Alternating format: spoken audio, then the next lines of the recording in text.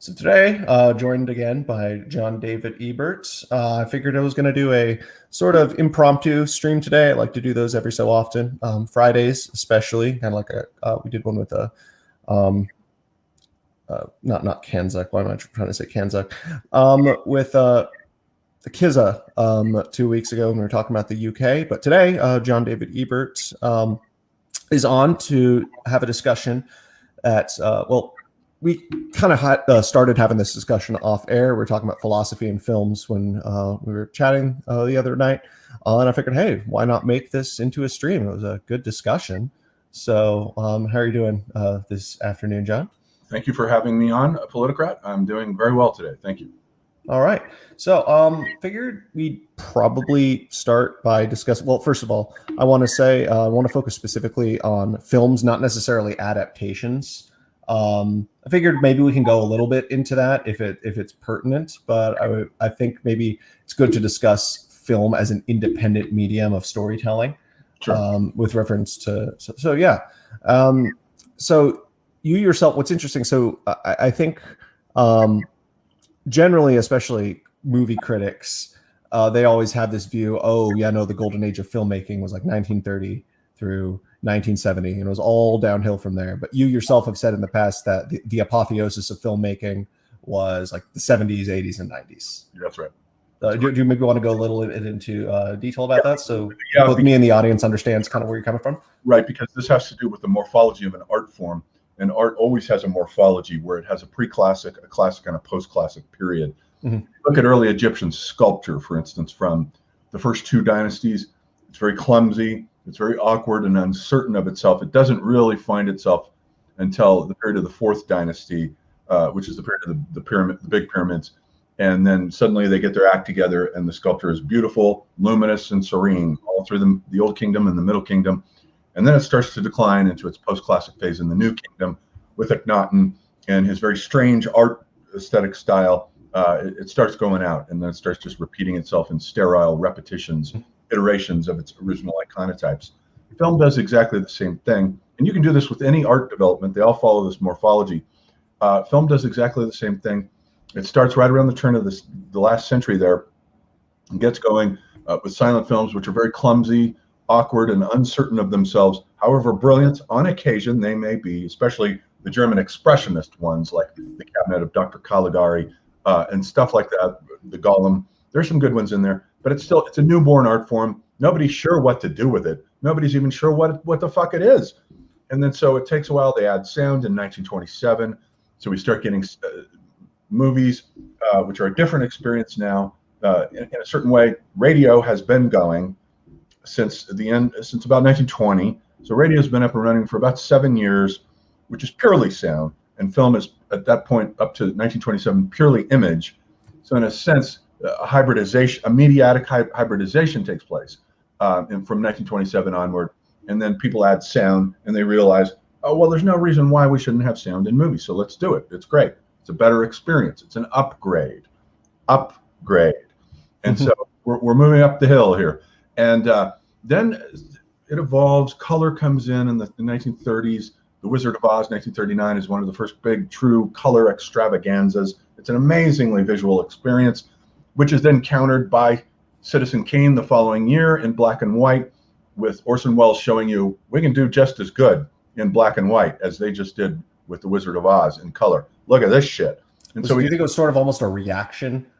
Yeah, I think it was. Was. But it's an interesting fact that Orson Welles comes from radio.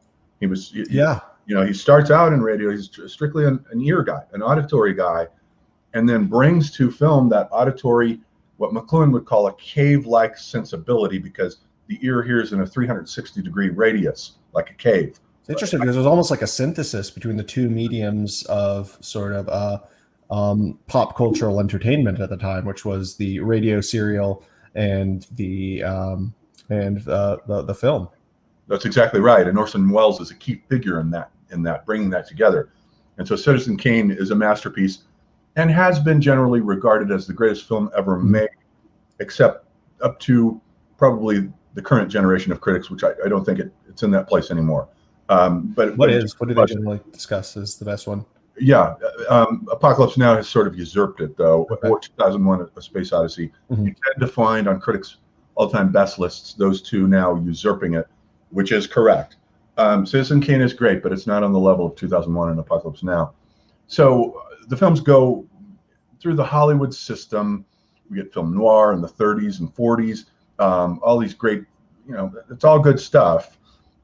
It's still not as good as the medium can be because it's hampered and shackled by censorship, which is one thing, in addition to the life cycle. It's not quite mature yet, but it's also hampered by censorship. You can't do art with censorship. It doesn't work. The artist has to have a pure freedom of expression in order to represent the world as he or she sees it. Censorship won't work. And so the films are artificial and hobbled, no sexual references. And we know that's not the way the world works. And I remember everyone is so shocked. It was so, you have a lot of movies today which will have like a shocking scene. It's like, oh my God, that's so violent. We've never seen something like that before. It's kind of funny that the equivalent back in 39, it was either 39 or 40 with why is the name blanking?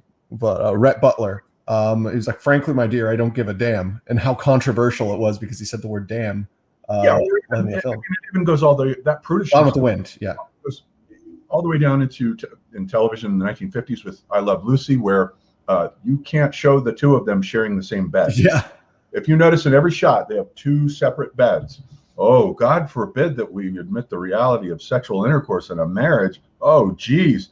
So it's just, and the reason I don't like older cinema that much, older television, is because of this prudishness, because it's not correct. It's not the way the world works.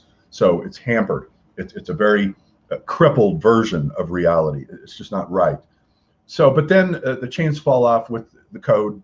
The system comes in the 60s, and now we have a rating system. So go ahead and that's when television really started getting good, I think, too. The 60s. I think so too. Especially with sitcoms. Yeah. And then, but then also we get simultaneously Stanley Kubrick's 2001: A Space Odyssey in 1968, which is a threshold. Same year I was born, perhaps coincidentally, but it's a threshold. For the first time, Kubrick invests all this time and money on making the first truly realistic space film.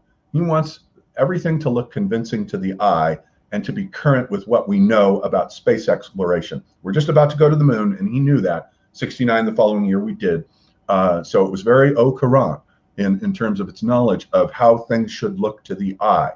And it's still, to this day, when you watch it, it's still pretty good looking it was way ahead of its time. Mm-hmm. Total quantum leap. I still need to watch it. That is one I have not seen. So it's a mutation. It just happens, and it's insane. And so that film came out. It caused a controversy. People were complaining that it takes too long. It's boring. So he went back in and cut 20 minutes out of it. So the version we have is 2 hours and 20 minutes. It was originally 2 hours and 40 minutes. And people still complain that it's boring. It's not. You just have to follow what he's saying.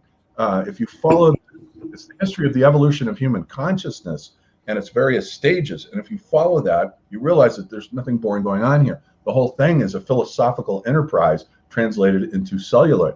So then that made possible then the explosion of the 70s blockbuster, starting with George Lucas's Star Wars films, Francis Ford Coppola's Apocalypse Now, and Steven Spielberg's Jaws and Close Encounters of the Third Kind. Yes, all great movies. Yeah. Film plateauing. This is film arriving at its plateau where it realizes what it is, what it can do. And it's gorgeous. It's beautiful. It's dialoguing with the ancient myths, dialoguing with ancient epics, ancient tragedy, ancient drama. It has come under the influence initially back in the 60s of the French auteurs from the 1950s, like Godard and so forth, and the Italians as well. Coppola in particular was influenced by Italian filmmaking from the 50s and 60s, Rossellini and so forth. But they've taken it into a whole new operatic stage setting. It's almost like Wagnerian opera translated into cinema. This is what cinema has been aiming for all along. And you feel that from these films. And then in the 80s, they just run with it. It's one blockbuster after the next. Spielberg makes one incredible film after the next. We get all the great Star Wars films. It's a plateau. It's a total blooming. It's a floraison. And then in the 1990s, it starts flickering and dying out, especially the late 90s, when CGI then comes in and starts, like with Terminator 2, it first comes in, it looks good still, it's good there because it's just confined to the robot. But then when it starts usurping all of the real, it becomes very fake to the eye. There's nothing convincing about it. And the eye realizes that the miniature models of spaceships and cities and so forth.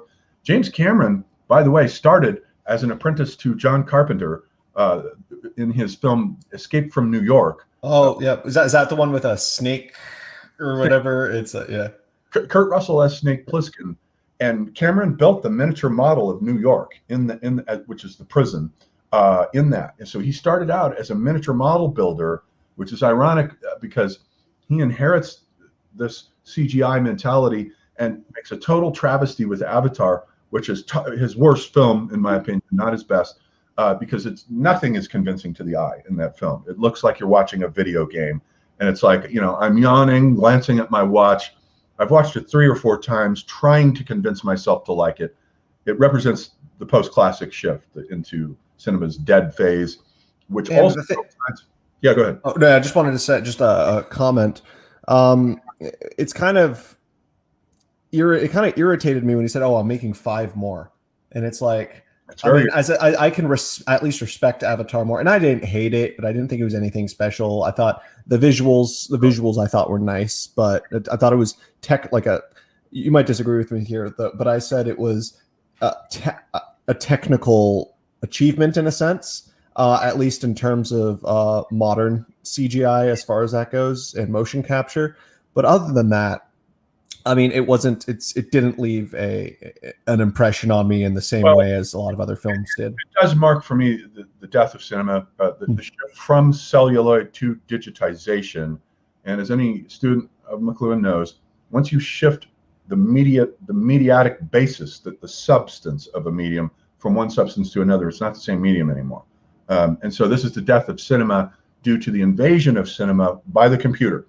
So the hybridization process that was successful with radio and film is totally undermined and undercut here and doesn't work, because in this case, instead of a happy fusion and hybridization, we get the total conquest of celluloid by the computer. It just gobbles it up, as the internet has gobbled up all analog media since, and has shifted us into hyper-modernity simultaneously with the shift into post-classic cinema. Could you could you explain what you mean by hyper-modernity? Yes, hyper-modernity is simply the epoch that was ushered in by the internet, making the internet public in 1995, and which has announced the death not only of the shopping mall on the one hand, which was the world interior of post-modernity that I grew up in and miss. So that's gone. And then all analog media are gone. The camera, classical, beautiful black and white photography is now digital photography, which is boring. Everyone agrees it's boring. No one wants to look at digital photography. But all analog media have been displaced and plugged into the internet, where subjectivity has been altered as well. You get narcissistic subjectivities and avatars in internet space, and deworlded entities, individuals who have been deworlded from their local cultural horizons and sent going at light speed around the earth, where everything is positive and negative. I mean, the positive side is we can have this conversation. We don't have to be in the same cafe. So that's great.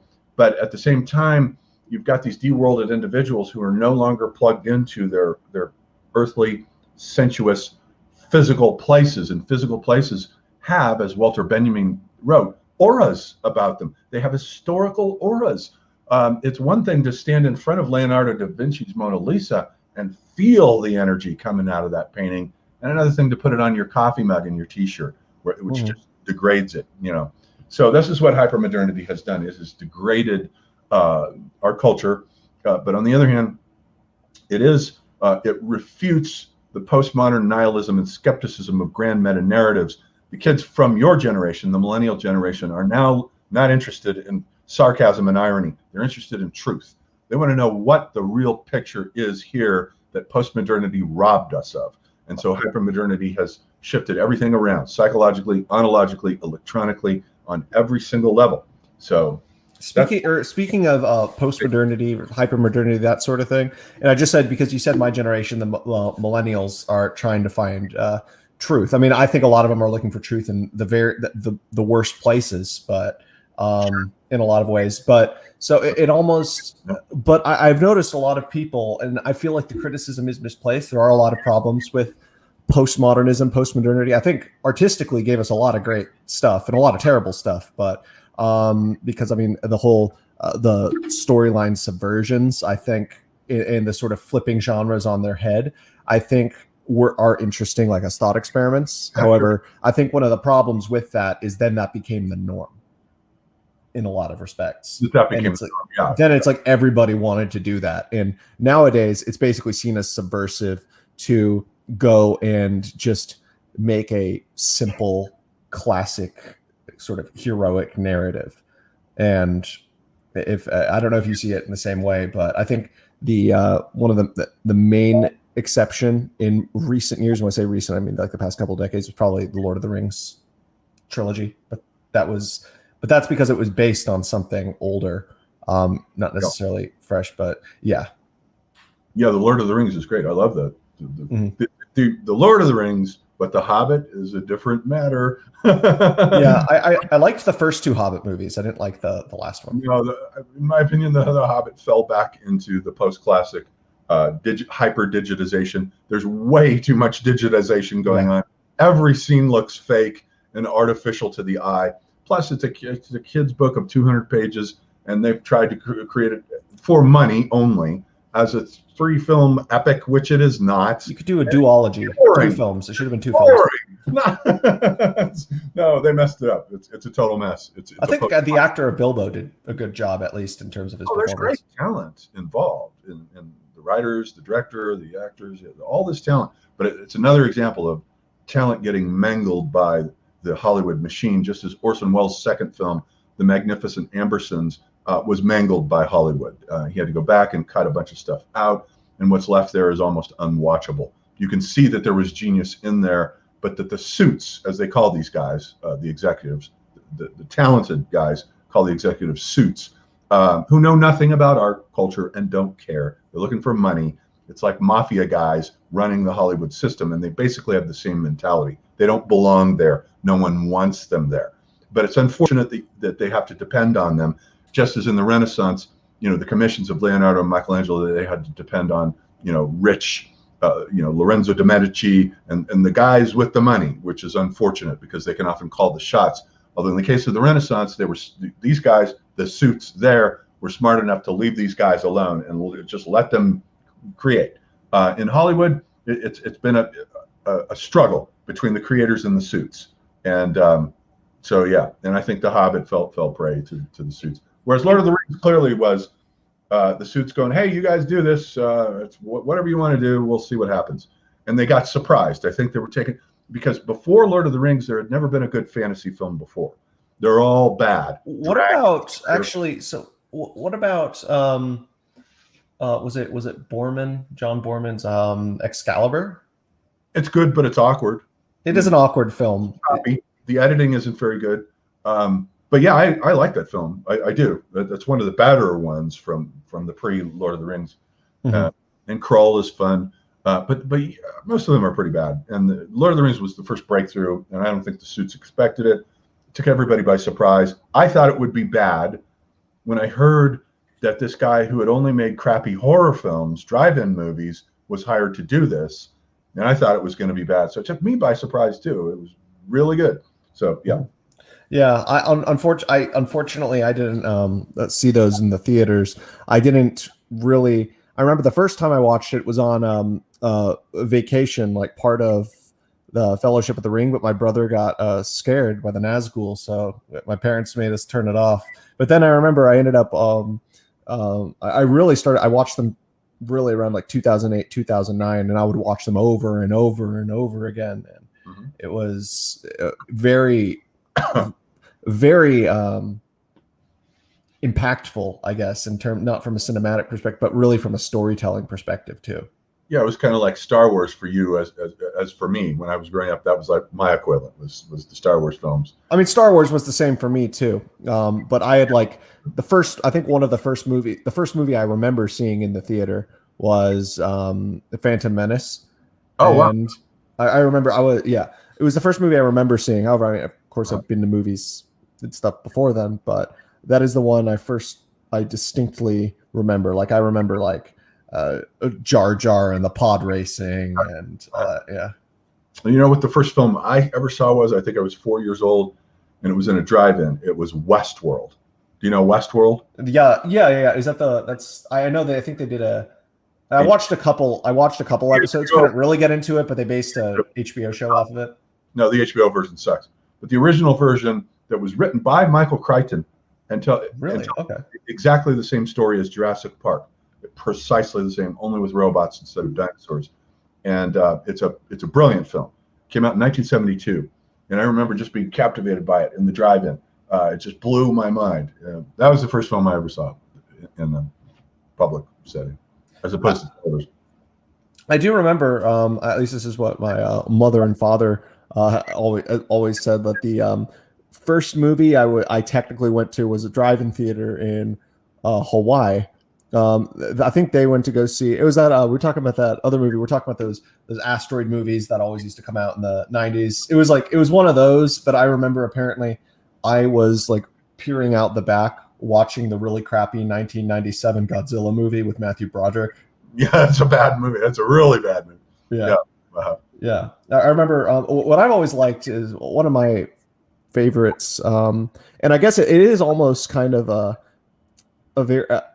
kind of postmodern kind of way of viewing movies, and especially bad ones. But I discovered, I think back in like when I was in high school, and it became my favorite show of all time, Mystery Science Theater 3000. I remember that show. Yeah. And then they the creators of that ended up doing these things where they would comment on the movies, and you could download them, and you could, like more modern ones, and you could watch those like synced up with the commentary. But yeah, right. But in terms of sort of philosophical motif, because this is not just about cinema, but also sort of the deeper storytelling like it as a medium of storytelling and conveying philosophical ideas, whether consciously or subconsciously. But from your perspective, where would you say that movies really started becoming multi-layered and deep like that from a philosophical perspective? Would you say it was always there, or would you say no, it wasn't? It starts with 2001. That's where all the multi-layered, the complex semiotics come in, and Apocalypse Now. Those are films that are deliberately semiotically complex and multi-layered. Both of those directors, Kubrick and Coppola, are extremely literate individuals. They have read and read and read and read and read. And so when they come to the camera, they know what they're doing. They know exactly, because they've been shaped by literary sensibilities. Whereas Steven Spielberg, whom I think is just as good as they are, did not read and was not literate. He came to film strictly from growing up in Phoenix, in the same neighborhood that my mother grew up in, by the way. Really? Okay. Yeah. We're just watching television, watching movies on television, late night movies, but a very voracious appetite for films. I mean, he'd seen everything, so he understood cinema backwards and forwards. And it is ironic that he comes to cinema without a literate mentality, because he's made so many books into movies. The Color Purple, Empire of the Sun, Jaws. I mean, go down the list. Munich, all kinds of films based on books, and he usually improves on the books. The Color Purple movie is way better than the crappy Alice Walker novel, which is full of political correctness and all this thing about lesbianism. Oh, I'm a lesbian. He filtered all the crap out. And Jaws, if you read the novel that's written by Peter Benchley, it's a piece of garbage. I wouldn't even wipe my ass with that novel if it was toilet paper. It's trash. So it's amazing that he extracted from that the masterpiece that he did. Coppola did the same thing with The Godfather, though. The Godfather is also a piece of drugstore Walgreens trash, but he figured out how to extract out of it a brilliant work of art. And this is a media principle, though, that you can't take a great literary classic and improve on it by turning it into a film. There's never going to be a Faust film that beats Goethe's Faust. There's never going to be a Paradise Lost or a Don Quixote or a Dante that improves on those because they're already masterpieces, even though it's a separate medium. But you can take, as Stanley Kubrick realized, you can take an inferior novel and translate it into film and produce a masterpiece because the seed is there, but because it's so badly done in another medium, you can improve upon it. So there has to be that latitude there for the brilliant director to come in, interface with it, and produce something great. So that's another media studies rule there that should be applied. There are films that are like, let's say, David Cronenberg's Crash, which is about as good as J.G. Ballard's novel. They're about on the same plane, but J.G. Ballard's novel isn't like, it's not like fucking Dante or Faust or Shakespeare. It's just a good postmodern novel.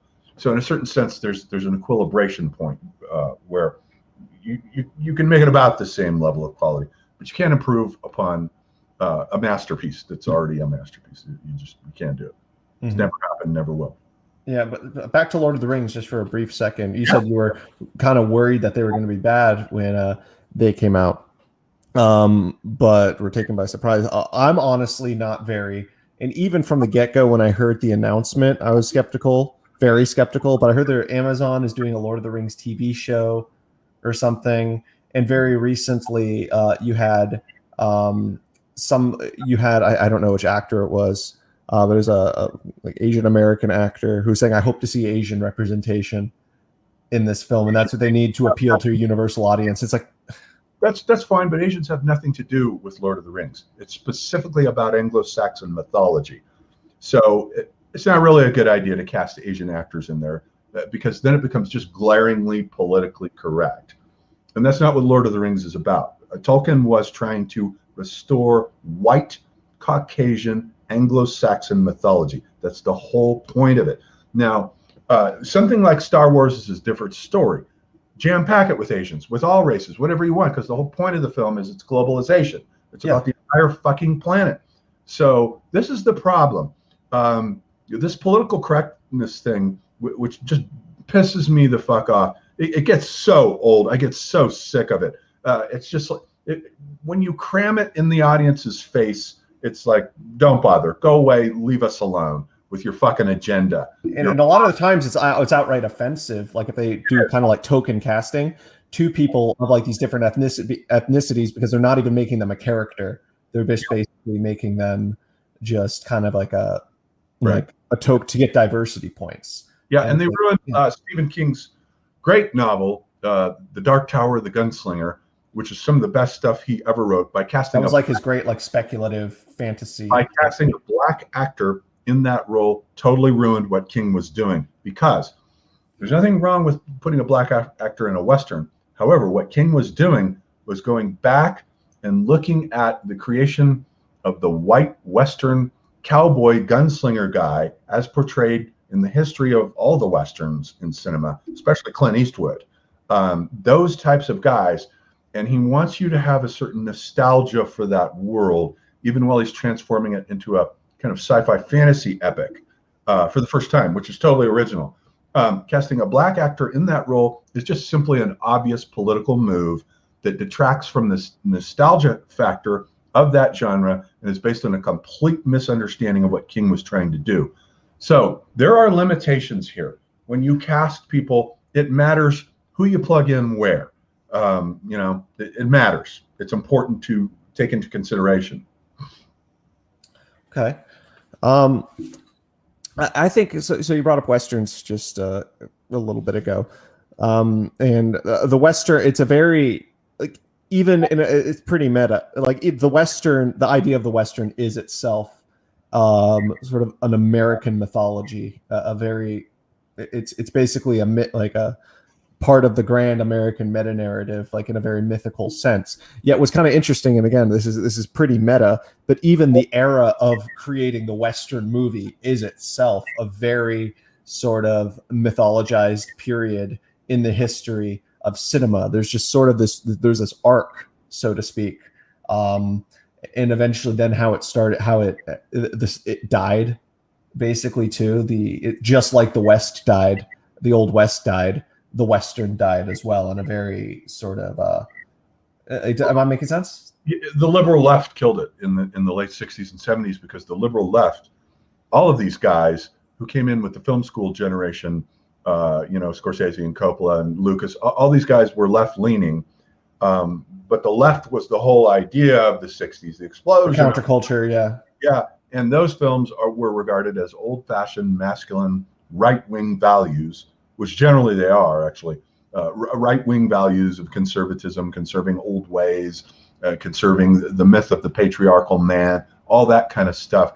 So that's what killed it. In that case, it was not necessarily political correctness. It was just a shift on the political spectrum to the left, which created a climate that was not, it wasn't right for the Western to survive in that climate. It's just interesting because that period represented like a very hard social shift to the left, and then economically shift to the right, like when you come into like Reaganomics and that sort of thing. Sure, but then with that shift, then you get the popularity of Sylvester Stallone and Arnold Schwarzenegger movies. Yeah, coming out with the retrieving the white hero, not in a Western context, but now in a different an action hero context. Yeah. But so on a more philosophical note, so 2001 you said was the very first truly deep film with just a message that sort of transcends the medium itself in a sense. What would you say? Because I've never seen the film. I know basically what the story is and what it's about. I mean, that's still me. I still need to see it, of course, because it's an experience. But I've been reading about it and sort of different people's takes of what the philosophical themes are. Like some people have said it's like the Übermensch, the death of God, and then some people have said it's just various things like that. And I know these stories can have multiple levels of allegory or meaning. And I mean, you see, for instance, the Bible has a lot of that too. But what would you say the most potent philosophical themes are in 2001 specifically? Oh, well, it's about the evolution of human consciousness, because it starts with the dawn of man, and it starts with this idea of what the Promethean event. And the Promethean event is the point where we steal the fire from the gods and start creating technology. And technology is what gets us eventually out of the food chain, and what shifts us from being just one animal amongst other animals struggling for survival to lord of the food chain. Now we're on top of it. Now what we say goes on this planet. And so the monolith is this thing that these Australopithecines from 5 million years ago encounter. And the monolith is never explained because it's a metaphor. We don't need it explained by Arthur C. Clarke in the sequels. He screws it up because he's a rationalist and a literalist. And so the monolith, the one Australopithecine that touches it gets the idea to create the first tool by taking a bone and using it to smash in the skull of this pig. And then he realizes that the rival tribe that they've been fighting against for water, this might give them an advantage. And he's correct. This is it's the equivalent of the discovery of the nuclear bomb. So they go and they fight, and the guys now that have the weapons win the war. So then we get the famous jump cut to... Oh, I just want to say one comment real quick. What is interesting, I think it was like a year later, like Jane Goodall, she's like the expert for like primates and like lived among the gorilla. Yeah. The next year they were doing research. I think it was like in the Congo or something. First recorded monkey war that resulted in like 3 deaths and numerous injuries. They basically, it was either chimps or bonobos, but they ended up like taking the other side of the river. And probably chimps. Chimps are more aggressive than bonobos. Bonobos just fuck each other. Yeah, they just resolve their disagreements with sex, blowjobs, and whereas chimps like to fight it out. So anyway, so we get the famous jump cut, and here we are now with the Earth surrounded by an exoskeleton of technology with satellites in orbit, or that bone becomes the satellite. There's a direct genealogical progression there. So now the problem becomes, what do we do now with the modern human who has become the servant of technology? At first, technology serves the Australopithecine and gives him an edge, but now our technology is so vast and impersonal that we are its serfs. We are serving it. So now how do you rescue the fallen human? This is the spirit, the Gnostic myth of the soul that has fallen into matter and become entrapped there now. And so what they do is they've heard a signal on the moon of something that's an alien artifact that's been buried there for 5 million years. It's the same monolith. And so they're sending an expedition so that they go up to the moon, and the guy, Haywood Floyd, this generic, dull scientist, goes there, and they go up to it, 5 or 6 guys surrounding it in spacesuits, and they see it, and they're about to photograph it, and then it emits this high-pitched signal. But what it turns out is that the signal is sent out to the higher gods here. They might be aliens, they might be gods. Kubrick doesn't tell us. The signal tells the gods now that human beings are now technologically enough advanced to make it to the moon. Okay, threshold point. We need you down here. So now they know that something has been activated near the planet Jupiter, which was originally Saturn in the novel, near the planet Jupiter. But Jupiter works because it's actually the oldest planet of the solar system. Do you think that's why they changed it? No, they changed it because they couldn't get the special effects of the rings. Okay. Right. Okay. It was too hard to do at that point. And I know what's interesting is they made it Saturn and Interstellar, which we'll talk about in a little bit. But yeah. So they send this expedition of 5 or 6 astronauts to Jupiter. It takes them forever to get there. And there's only the 2 guys, Dave Bowman and his cohort. I forget his name, Frank, I think. The others are asleep. And then there's this computer that runs the ship, HAL 9000. And he's like the ship's autonomic nervous system. He runs everything. And at first he's talking in an amicable way with these guys. But then there comes this problem where HAL says, oh, something just went wrong with the antenna. You guys better go out and fix it. So the guy goes out, floats out in space very dangerously, checks it. There's nothing wrong with it, nothing whatsoever. So they come back in and they say, HAL, there's nothing wrong with that antenna. So they've got this first intuition that something is wrong with HAL. So that's the first glitch. And then so they, as they approach Jupiter, and they approach the moons of Jupiter, HAL kills off all the other astronauts that are asleep. He kills them off. He sends Dave Bowman out to investigate this floating monolith now, a giant one that floats into view. And Bowman goes out to investigate it, and he has this incredible trip after the battle with HAL. So he has a battle with HAL where he tries, because HAL kills Frank Poole, the other guy who's been sent out, and he's dead. Bowman retrieves his body and tries to bring it back to the ship, but HAL won't let him in. And so he has to force his way in, and then he does, and then he disassembles HAL, disassembles all the circuits. Then he goes out to meet. So in other words, that's technology is now running our lives. It's an oppressive thing.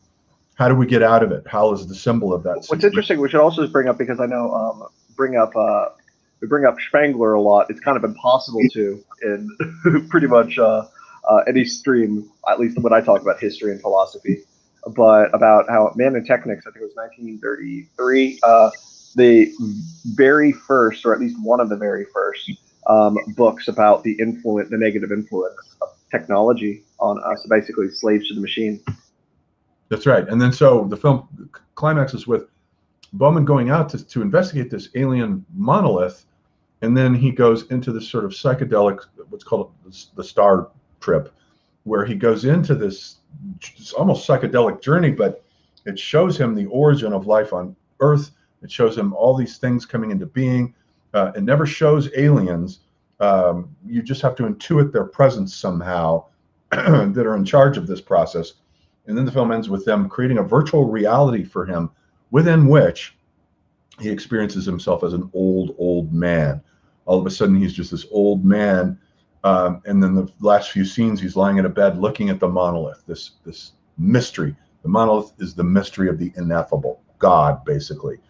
And here is the old age of man now on the threshold of a transformation of consciousness into something new. And then indeed, what happens is in the last scene, Dave Bowman has been transformed into something called the Star Child, which is this embryo that's within this translucent envelope that is pointed back toward the earth, and it's on its way down, just like Yeats's poem, "What rough beast slouches towards Bethlehem to be born?" So yeah, and then Star Wars. The future, Kubrick saying, what? So where is what is the next transformation of human consciousness going to be?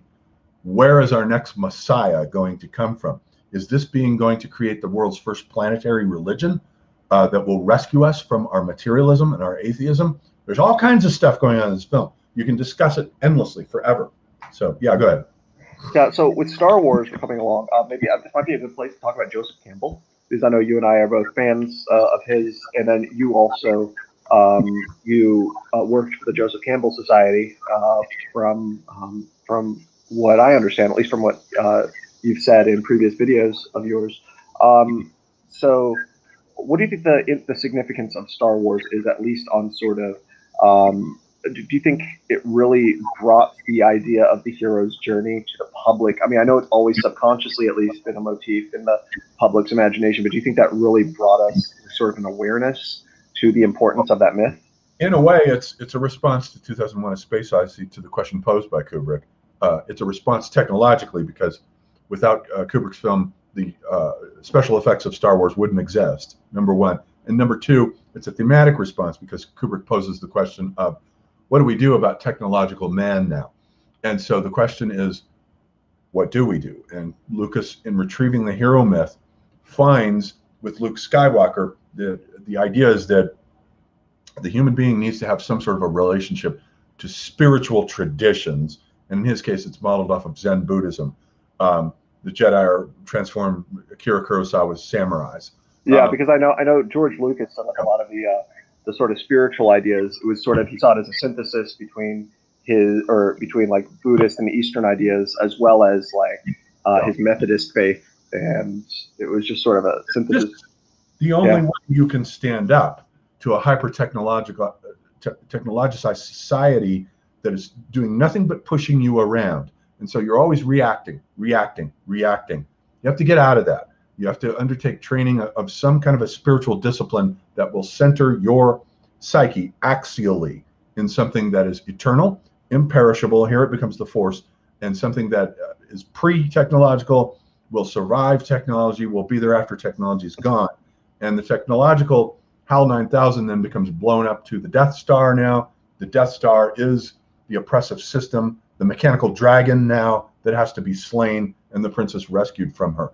And of course, the princess symbolizes the possibility of new life, new things that could come into being by resisting the Empire's imperialization of technology, the creation of a universal state that simply uses technology to push people around. That's all it does. That's all it symbolizes, where Skywalker's way is to retrieve a spiritual life.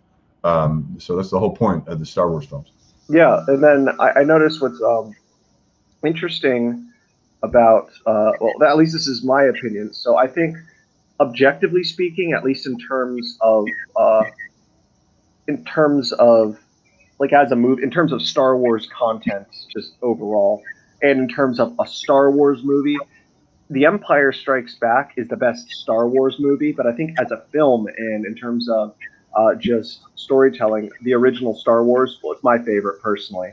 But then also I think it's also probably the most timeless, because it's self-contained. Like, I mean, yeah, I'm glad that they made sequels and like expanded universe stuff, but at the same time, it would have, even if no sequels were ever made, it still works, and I feel like it would still be it's because it's that hero's journey. It is like the perfect cinematic expression of Campbell's hero's journey.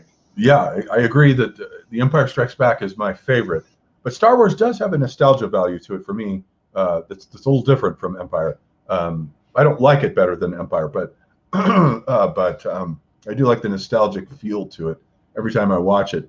Those are the two best, I think, of all the Star Wars films. Personally, unpopular opinion, and I did a series of Star Wars streams focusing on sort of like it was more like on political themes in Star Wars. But I did mention in that one, I thought it was going to be more controversial, but apparently quite a few people agreed with me that I think Revenge of the Sith is actually better than Return of the Jedi, personally. Oh yeah, I think it's better than Return of the Jedi. I would agree with that. Yeah. Yeah. I think like the prequels were a bit of a mess, and then the writing wasn't the best. I know everyone blames, for instance, Hayden Christensen the actor of Anakin, on being like, oh, he's a bad actor, but he's proven himself to be a fine actor in other films that he's done. But I think a lot of it was just like the stories were great, but the writing was just not up to par when compared to the original franchise. Lucas always had a hard time with writing. Screenwriting is not his favorite thing. He's an idea man. He's like he's like the artist Damien Hirst, where Damien Hirst comes up with these great ideas, but he can't make them, so he has to hire other artists to manifest his ideas for him. So, but the ideas these guys wouldn't come up with these great ideas. So he's kind of like that way. Yeah, the cringy screenplay for Attack of the Clones with the romance there. Every scene with the romance is just cringeworthy all the way down the line. But I was actually thinking about this recently, and I was like, okay, so like, yeah, it's like really Anakin's really creepy with Padme, and it's like, how does she find this attractive? But then I realized, you know what? Actually, it just occurred to me. And I know, like, a lot of people weren't expecting this. A lot of people didn't like that because they wanted Anakin to kind of just be like this heroic kind of Luke Skywalker, like Jedi figure. Whereas he actually, in Attack of the Clones especially, I think he kind of nailed the role of a really awkward, creepy virgin monk, teenage monk. Good point. Yep. Yeah. So he does have a creepy too. Yeah. No, but yeah, and. But that's why Luke cast him as Darth Vader. I mean, that's why, because he does have a creepy vibe to him. Yeah. No, but he was actually, that actor was in a movie I saw probably about 10 years ago that was pretty good that I'd never heard of before. That apparently he actually won like a couple awards for. Oh, is this? But it was the one. Shattered Glass. Yeah. It was like very good. When he worked, it was the guy who worked for The New Yorker, and yeah. You would think almost from the Star Wars prequels that he couldn't act, but that film proves that he can. He was very good in that film. Yes. Yeah. And so in terms of science fiction, one of the ones that I think, objectively speaking, has some of the most intriguing themes, especially from. Oh, I'm sorry. Hold on. Do you hear me? You hear me better now? You hear me better now? Yeah. Now I can. Okay. Yeah. Sorry about that. No, but one of the science fiction, because I feel like science fiction, especially, not necessarily uniquely, but at least in terms of consistency, the genre that it does the best at conveying philosophical themes. And I think you see this from everything like 2001, even to things like Battlestar Galactica, and then the one I want to bring up, which actually I saw, believe it or not, the very first time about 2 months ago. Yeah. And I didn't see it as a kid. I knew everyone liked it when I was a kid. So I felt like it wasn't my favorite. It's definitely not like my favorite science fiction film of all time. So I feel like if I would have saw it when I was younger, it would have made a larger impact. But in terms of philosophical themes, very thought-provoking. I'm glad I watched it. But The Matrix. Yes. And it seemed like immediately when I heard like the different dialogue and when I saw what was going on, I was like, crap, this is Gnosticism. Yeah, it is. Right. So yeah, I mean, I haven't seen the sequels. I heard it's not really. The sequels are terrible. Yeah. Yeah, that's what I heard. I'm not that much of a fan of The Matrix. It's okay. It's watchable, but it didn't electrify me. It didn't do anything much. Yeah. I mean, but again, I do think the themes are interesting. Yeah. I'd say. But what's interesting is, and it kind of made me roll my eyes recently, and I have like nothing against like trans people personally or anything, but the Wachowskis, both of whom were brothers, now they're sisters, they said, oh yeah, this whole time it was actually a trans allegory. They recently said that, and it's like, it almost makes me wonder if there's it's sort of like a politically, that part of that politically correct thing that we were talking about a little bit ago. Mm-hmm. Yeah. Move on. Next question. Yeah. That's pretty. Yeah. But so in terms of the 80s, like action movies, like we're talking about Arnold Schwarzenegger, Sylvester Stallone, those are generally seen as, I mean, even the ones that are critically acclaimed, a lot of them are. Oh, they're all bad movies, but that's why they're so good. Exactly. You know, their badness is their popcorn quality. You know, they're all fun to watch. And that's why that's why I recommended to you the Demolition Man, the Sylvester Stallone. Yeah, totally. Yeah. Remember Cobra, you know, or Schwarzenegger's, that was with Stallone. Schwarzenegger was in at the same time. It was like they competing. They probably were. Commando with Schwarzenegger. I mean, these are really obscure movies now, but they were great when they came out. They were so awful. I loved them. One of my favorites that I mean, it has like a big cult following, but it's not many people really talk about it in the same way as a lot of others. But Rowdy Piper and Keith David, They Live. Oh yeah, They Live is a classic. That's one of John Carpenter's best movies. Yeah, that's a really good movie though. That's there's a lot of stuff going on in that film. It's great. I think with that, what's interesting is the fight scene between the two of them. That was actually a real fight that they filmed. Yeah, no, it wasn't because they. Yeah. It just keeps going on and on. No, I mean it was staged. Of course, they weren't like mad at each other. It was acting, but it was a real physical fight. It wasn't like a stage. That's what I think. Like a lot of these movies that you don't really realize had like these little elements in them that are completely like you wouldn't expect, and then are completely unique to these films. Fun facts, yeah, absolutely. Yeah. And note that Roddy Piper won that fight, which I think he probably would have in real life. Being a wrestler. One of the I've just been, in terms of movies that I've been noticing, and this is not really necessarily having to do with a philosophical aspect. This is just more of a side comment. I've been watching a lot of 80s movies, especially over the past year, and then it really started occurring to me, like seeing all these side characters. I'm like, oh my god, these guys are all Jesse Ventura. I didn't realize Jesse Ventura was in all these movies as well. But yeah, no, to the Interstellar, which in a lot of ways I would say could be the closest thing you could consider a spiritual successor, maybe to 2001. I don't know if I'm elevating it a little too much, but I think maybe. Yeah. Although I think very highly of Christopher Nolan, and I like him a lot. Interstellar is good, but it leaves me a little cold. I have to say. How so? A little cold. How so? I don't know. It's more of a vibe that I get from the film. It's very cerebral, and the spirituality kind of has to be derived from that cerebral, the cerebral aspect of it. I like the film. It's not a film that I'm going to sit there and rewatch. I think I've probably only seen it twice. And I also felt the same way about his recent film Tenet, which I thought was totally artificial and didn't work at all. I was so confused. Like it just seemed like it was trying too hard. What the fuck am I watching? What's the idea here? I mean, yeah, it was.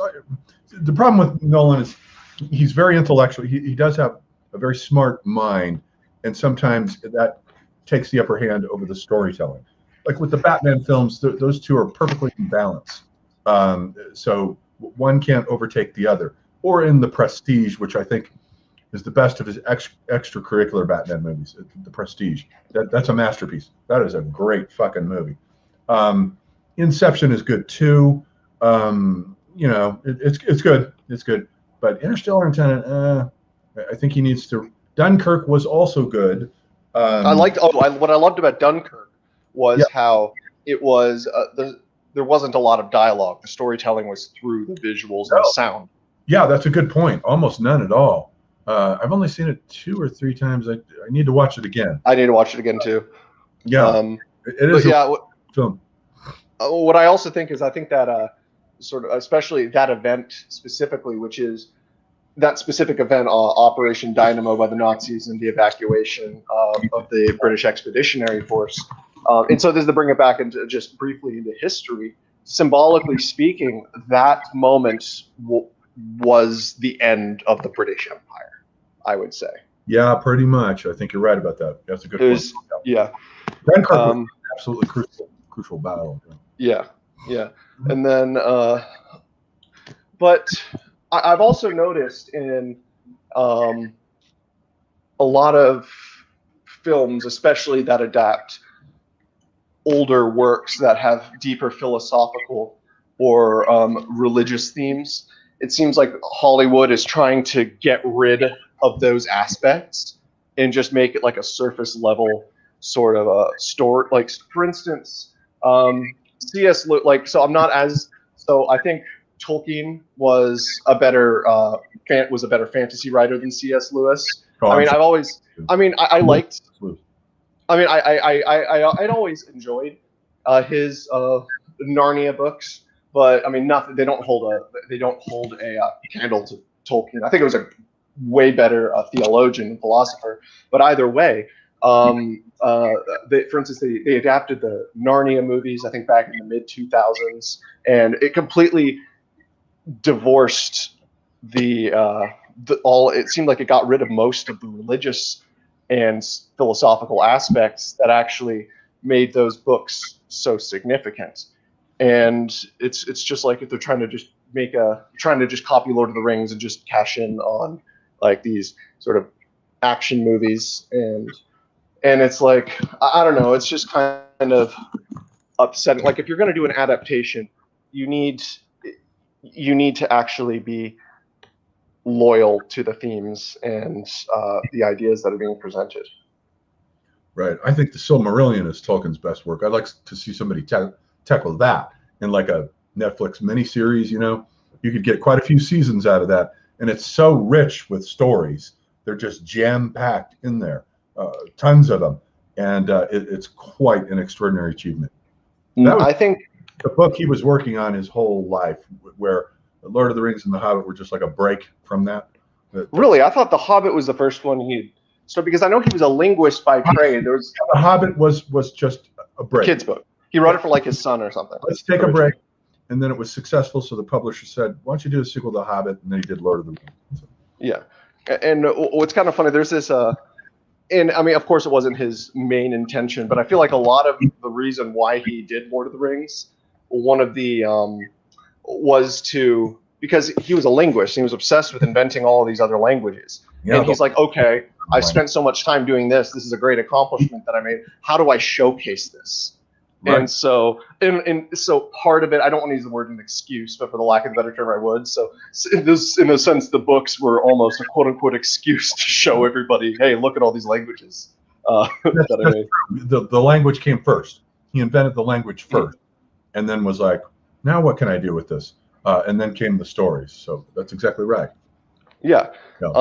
And on that note, I find interesting is if you take a look at a lot of these in Lord of the Rings, the languages itself, it's really easy, at least somebody, for me, as somebody, when I started sort of for fun on the side studying certain aspects of linguistics, and like I've come to a point where I can sort of identify language families at least a little bit easier than probably the like a regular person. But then I started noticing, basically, okay, this is a Germanic language, and then I noticed the Black Dwarvish and the Black Tongue are Semitic languages.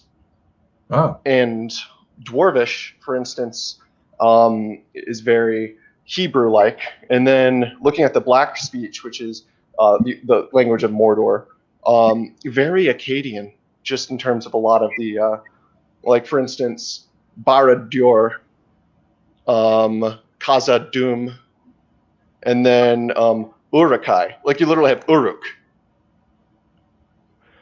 in there, like the city Gilgamesh was from, and it's like, yeah, I know they don't mean the same things, but just this how it's structured. It's I don't know. I thought, I don't know if that's something that really ever caught your eye or that interests you, but it's just something I wanted to mention. No, I'm not much of a language guy, so no. Okay. But that's an interesting idea. Yeah. Yeah. But so superheroes. I know you're a big superhero fan, Right. but you said some of your friends kind of look down on that as a Yeah. as a medium. I But think do you want the average intelligent person who's literate does look down on them as trash. Yeah. I think that's, But so you have a sort of I forget if it was somebody that you cited or if this was a conclusion you came to on your own, but you mentioned it many, many times about the link between Native American mythology and these superhero stories and the archetypes and the characters. that's my insight. That's nobody else has ever said that. Okay. Might as well copyrighted. No, that's mine. Yeah. Do you want to explain a little bit? I just noticed it's pretty easy because I just noticed that so many of these characters, such as Batman, Batman's a big one, the Batman god, it was very popular in Mayan civilization and in a number of the California and Southwestern tribes, the Batman god, as also the Spider-Man and Spider-Woman. Spider-Woman, in this case, way more so. Spider-Man is there, but the focus is on Spider-Woman simply because of the archetype that and spiders in mythology usually are female because they weave. And women, even Tolkien, Sheila was like the mother. Exactly, they're female. Who was the demon who took the form of because I think it wasn't that she was, and I didn't find this out till later. It wasn't that she was a spider, but she was like a demigoddess who took the form, took spider form. Yeah, that sounds. Ungoliath's daughter. No, and a whole bunch of them, like Wolverine. There's plenty of stories with the Wolverine character in them amongst Native Americans. Most of their characters are animals, as a matter of fact. So almost any time you have a Marvel or DC character who's based on an animal, you can find an analog for it in Native American myth, whether it's Ant-Man or Wasp or Black Widow. They're all in there, but not all of them. So Superman is different. That's a transformation of Gilgamesh, Samson, Hercules. It's like it'll put in a very Faustian way. Yeah, that's from a different tradition. That's from the European tradition, as is Thor and Loki. That's from the Scandinavian tradition. Yeah. So what has happened though is that we've got two different sign regimes from two different cultures that are amalgamating together. The local Aboriginal inhabitants of the Native American, the North American soil, and the incoming European regime. And then over time, and this happens in all myths, you can look at the Arthurian romances, which are the reaction of the Celtic local legends with the incoming Christians to produce the Grail romances. Same thing is happening here. These, even though these stories have come out of megalopolitan New York City, written mostly by Jews, nonetheless, the land has a sort of almost magical quality about it, where the local peoples who have been there the longest will slowly influence the incoming peoples, and there's always a hybridization of two different sign regimes. And it seemed like in a lot of these films too, I've noticed that the two most often for American cinema in terms of non-fantasy, non-science fiction, non-speculative stuff, and I don't know what the statistic is just kind of an observation of mine, but notice two of the most common settings are New York City and to a lesser extent Southern California. Yeah, it originates in New York, and it almost wonders if because there's sort of these sort of they're making it into sort of this magical, mythical kind of ideal place, and almost sort of almost utilizing it in the same way as a fantasy setting. Would you kind of agree there? The Hulk is the first character to move into the Southwest. And there again, the Hulk is a transformation of the Green Man, the European. And I wanted to ask about the Hulk, what his origin, or what? Yeah, the mythical Green Man. That's what he is. Yeah. Remember, you might be too young to remember the commercials on television for the Jolly Green Giant. You remember? I remember those. Yeah. Yeah, that's the Hulk, basically, and the Green Man. So you can see it coming out of that European bedrock. But he is the first to move to the Southwest to shift the vectors a bit. So when you watch the Hulk, the first of the Hulk movies, it's set in San Francisco. They were filming it while I was there, across the street. Wait, which one? The one that nobody remembers, or the one with Edward Norton? The one with Eric Bana, the first one, the Hulk, as it's called. Which I don't think is part of the MCU. I don't think it's not, and it's not that good. That's yeah. Nick Nolte is the bad guy. It's not that good. But they were filming it while I was managing the bookstore across the street. Okay. Unfortunately, I never saw any of the guys come into our bookstore. They went into the more famous bookstore across the street, City Lights Books. But no, that's that's the beginnings of the shift. But it is a New York mythology. I mean, make no mistake about it. It's Gotham. Kind of a New York immune system. Yeah, I think in terms of like Batman, the comics and the movies, what I think is interesting because I'd say overall in terms of like the superheroes in the franchise, I generally prefer Marvel, but my favorite superhero is hands down Batman. And I agree. Marvel, yes, and then but then Batman, yeah, exactly. Yeah. Exactly, yeah. And I think that honestly, the best Batman content is the stuff that's completely standalone and not actually this controversial opinion, but not the crossovers with like the Justice League and Superman. Like I think he works best, or just Batman stuff works best when it is just focused on him and the world is just surrounding Batman. But yeah, and I think best rogues. What's your favorite Batman movie? Okay, so it depends on how you define a Batman movie. I'd say the best movie with Batman in it is The Dark Knight, but the best Batman movie is Batman '89. I haven't seen that. Really, Tim Burton's Batman? Oh, Tim Burton. Yeah, I'm sorry. Yeah, Tim Burton. Yeah. Okay, I was like worried for a second. No, I prefer the Christopher Nolan films too. Yeah, but I see those more like crime thrillers that happen to have Batman in it. This is a good case in point because I think that the Tim Burton Batmans are more like postmodern Batman, and the Christopher Nolan ones are more like hyper-modern Batman. Interesting. Yeah, I just realized that just through the conversation. Yeah, there's a big difference there. The postmodern playfulness and silliness and campiness, and then the hyper-modern deadly seriousness. Very interesting and excellent insight there for that. Yeah. Okay. Good. And I think we're getting somewhere here. Yeah. But yeah, I think the greatest part about Batman though is the Rogues Gallery, especially. He has the best Rogues Gallery in all of out of any superhero.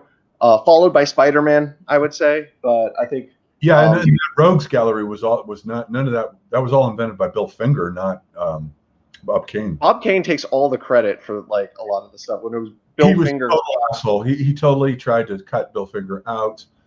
Bill Finger invented the whole Batman universe, all those characters. Bob Kane's only idea was to have a Batman type character. He drew a sketch.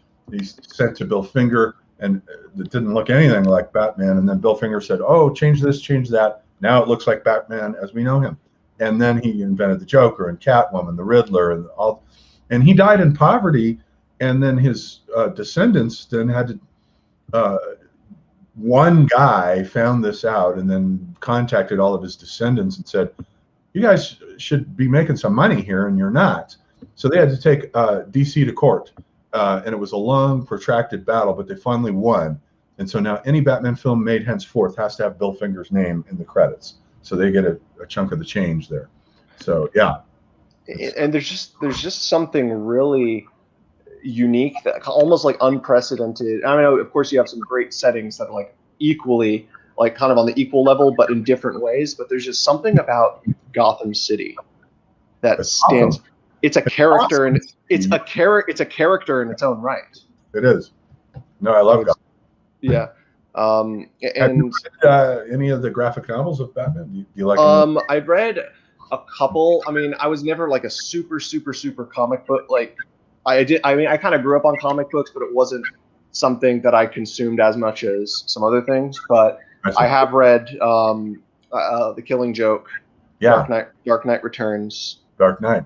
But yeah, and I've just but the Joker has always been the character that's fascinated me the most. And I actually want to bring this to talk about. So I'm going to play a clip because it's about like 3 minutes long. Oh, good.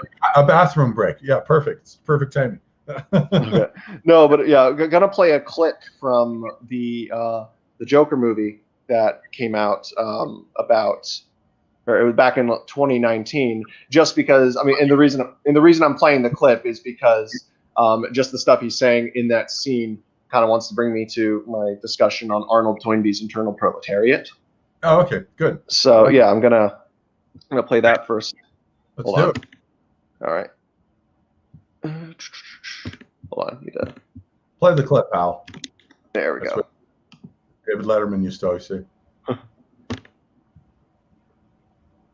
we go. Oh, David. Speaking of David Letterman parody. Yeah. That's not funny. Yeah. That's not Yeah, the it's kind of perfect. humor we do on this show. Okay. I'm sorry. It's just, it's been a rough few weeks, Murray. Ever since I killed those 3 Wall Street guys.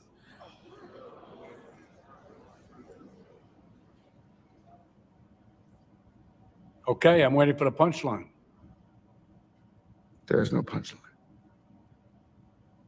It's not a joke.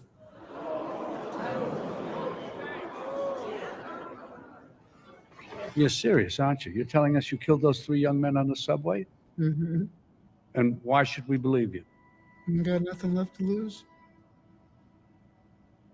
Nothing can hurt me anymore. My life is nothing but a comedy. Well, let me get this straight. You think that killing those guys is funny? And I'm tired of pretending it's not. Comedy is subjective, Murray. Isn't that what they say? All of you, the system that knows so much, you decide what's right or wrong the same way that you decide what's funny or not. Well, okay, I think I might understand that you did this to start a movement, to become a symbol. Come on, Murray. Do I look like the kind of clown that could start a movement? I killed those guys because they were awful. Everybody is awful these days. It's enough to make anyone crazy.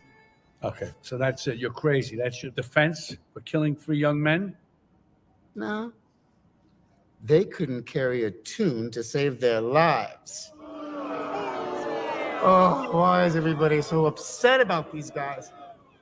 If it was me dying on the sidewalk, you'd walk right over me. I pass you every day and you don't notice me. But these guys, what, because Thomas Wayne cried about them on TV? You have a problem with Thomas Wayne, too. Yes, I do. Have you seen what it's like out there, Murray? Do you ever actually leave the studio? Everybody just yells and screams at each other. Nobody's civil anymore. Nobody thinks what it's like to be the other guy. You think men like Thomas Wayne ever think what it's like to be someone like me? To be somebody but themselves? They don't. They think that we'll just sit there and take it like good little boys, that we won't werewolf and go wild. You finished? I mean, there's so much self-pity, Arthur. You sound like you're making excuses for killing those young men. Not everybody, and I'll tell you this, not everyone is awful. You're awful. Me? I'm awful? Oh, yeah? How am I awful? Playing my video. Inviting me on the show. You just wanted to make fun of me. You're just like the rest of them. You don't know the first thing about me, pal. Look what happened because of what you did, what it led to. There were riots out there. 2 policemen are in critical condition. You're laughing. You're laughing. Someone was killed today because of what you did. I know. How about another joke, Murray? No, I think we've had enough of your jokes. What do you get I don't think so. when you cross I think a we're mentally done ill with you. loner with That's a it. society that abandons him and treats him like Call trash? the police, I'll Gene. tell you what you Call get. the police. You get what you fucking deserve.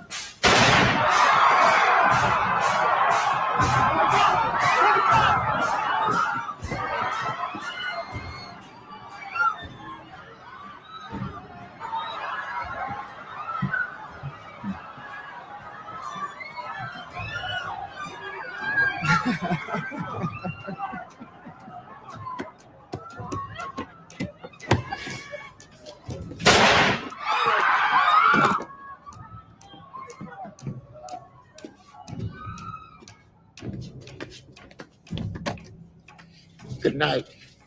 And always remember, that's Yeah, classic. Great. Yeah. Yeah, I mean, I think that because I think on your blog you ended up writing a couple years ago, right after it came out, about the Toynbee's internal proletariat within the context of the Joker. Yeah. Do you want to? And it was something that kind of occurred to me in hindsight. And then what's funny is when I Googled internal proletariat Joker, I think yours was one of the first. Like your website just so happened to be one of the first thing. And I was like, oh yeah, I watched that guy on YouTube. Oh, okay. And so yeah, but do you want to kind of explain? Yeah, sure. That? Yeah, so kind of an archaeology on this scene is worthwhile because number one, the scene really comes from Frank Miller's graphic novel, The Dark Knight Returns, when he goes on the David Letterman show, and the Joker he doesn't shoot him, but he kills everyone in the audience with like a poison gas cloud. And so it kills the whole audience. So clearly this has been inspired from that scene in Frank. A more grounded kind of equivalent. Yeah, it's more grounded. And that's key that you mentioned that, because in grounding it in reality, it becomes really interesting because it becomes a fusion of the comic book universe with the realm of the real, with spree killers and all the mass shootings that we've had for a long time now. Ever since Columbine, we've been plagued with these kinds of guys, mass shooters. And so it's interesting to tell the life of Joker, not from the traditional comic book perspective, but as though he were a spree killer. And we were watching the biography of how a spree killer becomes a spree killer. So it becomes very topical in that sense and has a lot of relevance. And I think it's one of the reasons why people resonated with it, because they sensed that there's something real going on here through the veneer of the comic book masks. And then so the other thing is that this idea of Toynbee's internal proletariat is the idea that societies, when they move into a phase of decadence and they're building their universal state, they have to deal with two proletariats, an external and an internal. The external proletariat are simply the barbarians, whoever is beyond the pale, however that pale is defined by the Great Wall of China or the Roman limes, those guys over there that we don't want in here. But then in here... And I think you said it began with the Holocaust. That's what set the precedent. I think you said that at one point, about the building of the walls and the separation. Was that you? No, I just mean in general for that sort of the era we're living in now. With the Holocaust, I've never mentioned the Holocaust. Oh, no. That must be a different... Maybe it was somebody or something else, but it was basically like the era of the walls and separating and sort of the us versus them mentality. Well, and then now you have like gated communities and stuff like that. I see the connection that all of a sudden with the Nazis, the Jews became a sudden internal proletariat. So an internal proletariat is a group that is in a society, but not of a society. They don't really belong there. In a certain sense, they're not part of the DNA of the civilization.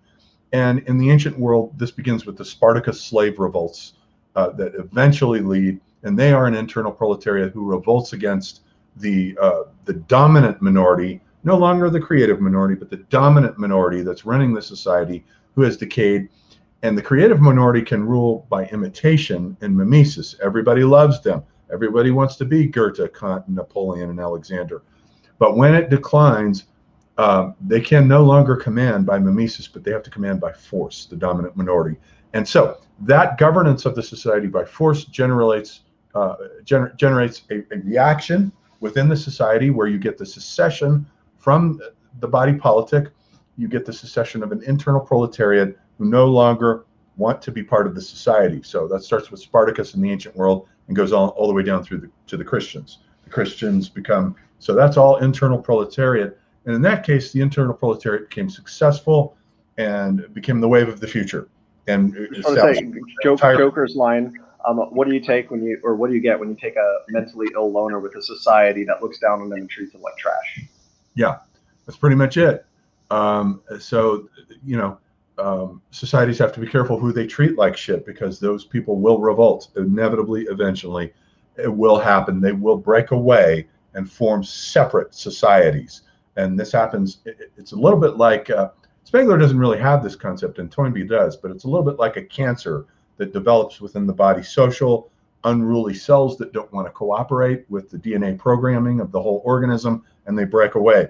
And so you're right to analogize this story of the Joker and the connection with the spree killings with an internal proletariat, because the spree killers are a kind of internal proletariat. They are people who feel unrecognized.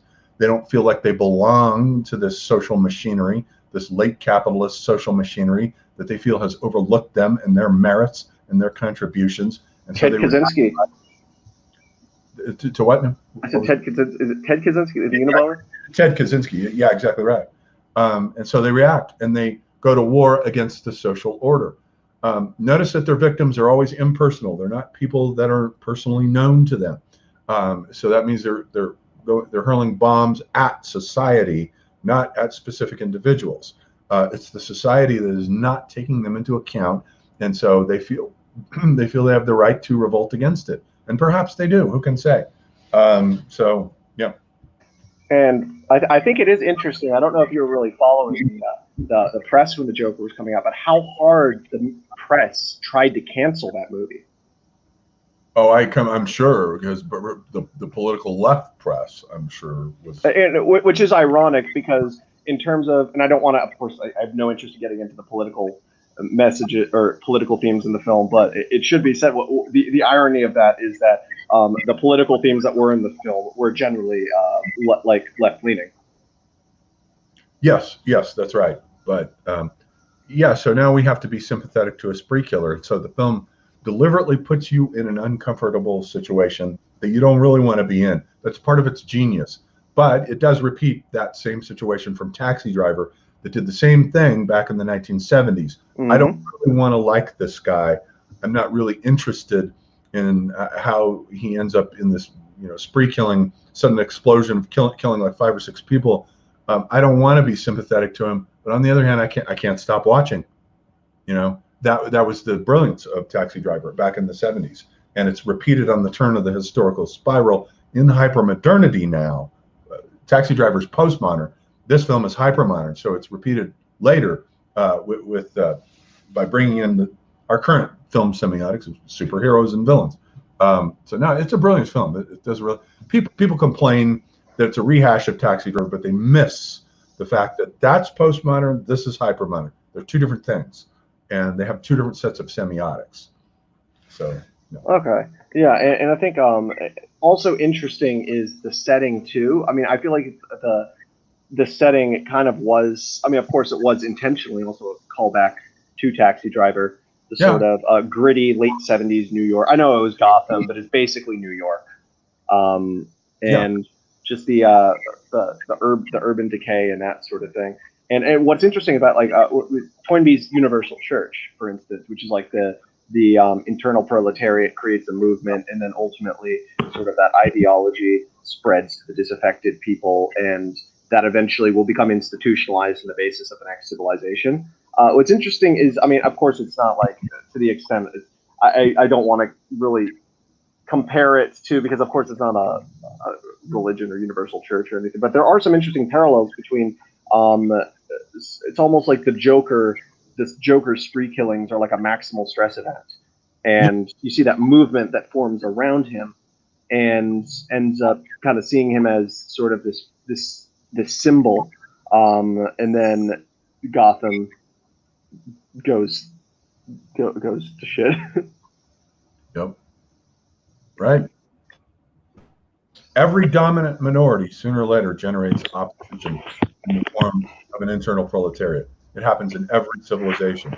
The more authoritarian rulership becomes, the more likely it's going to generate opposition to that. The way the dynamics of civilization goes. And I don't want to go in really to much discussion about this, because again, this isn't a political stream, and I don't want to be controversial or anything. But just to make a parallel with something that's relevant right now, last year, it was like a little over a year ago now, by a few days, George Floyd killing, and then started there were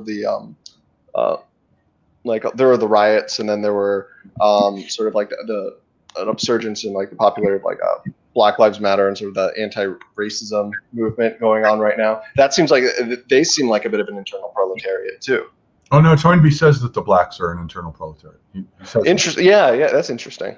Yeah.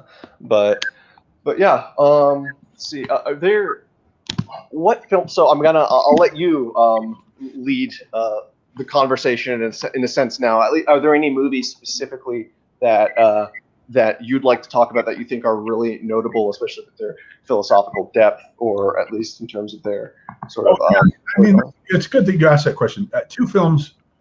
So once again, on this subject of post-modernity versus hyper-modernity, two films that are very important and crucial for signaling the shift are The Truman Show and Being John Malkovich, which both come out 1995, 96, 97, right in there, just as the internet is made public and we're up and running.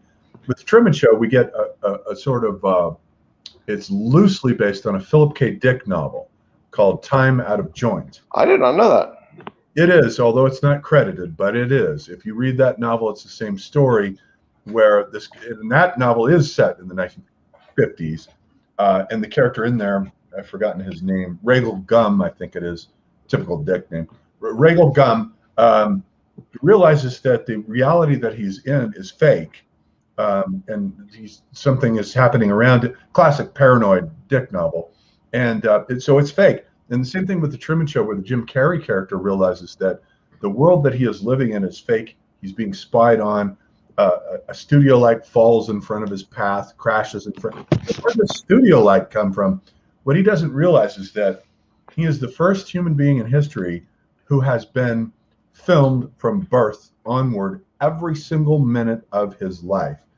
I guess that means we're watching him masturbate and shit.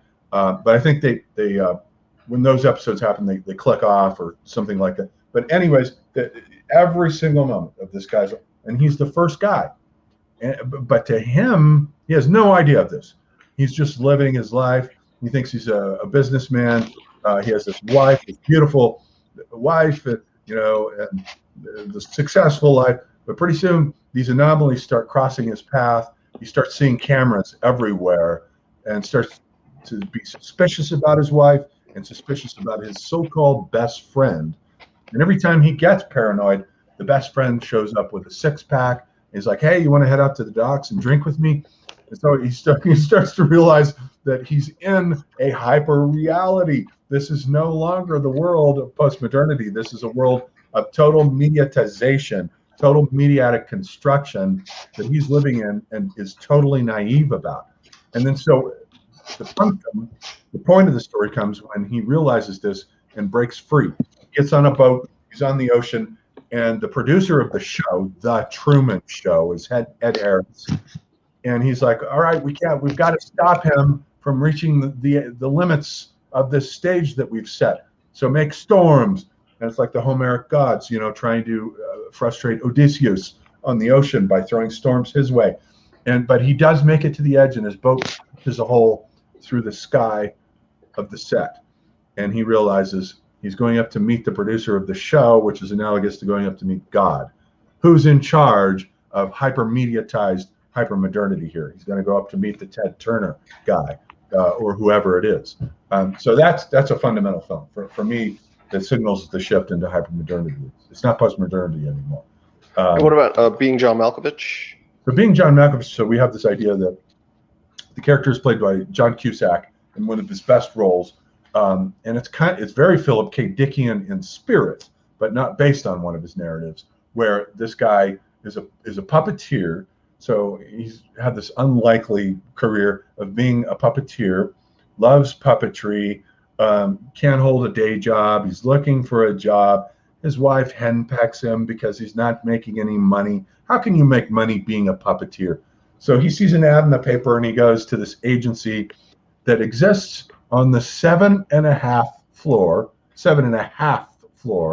So he goes up and the elevator has to stop between floors and you have to get out and bend over because the 7.5th floor is only 7.5 feet. So you have to bend over as he's walking, like something out of Alice in Wonderland. So he's walking and he goes into the office and they interview him and they say, you've got the job. You're a file clerk. All right. So he's filing.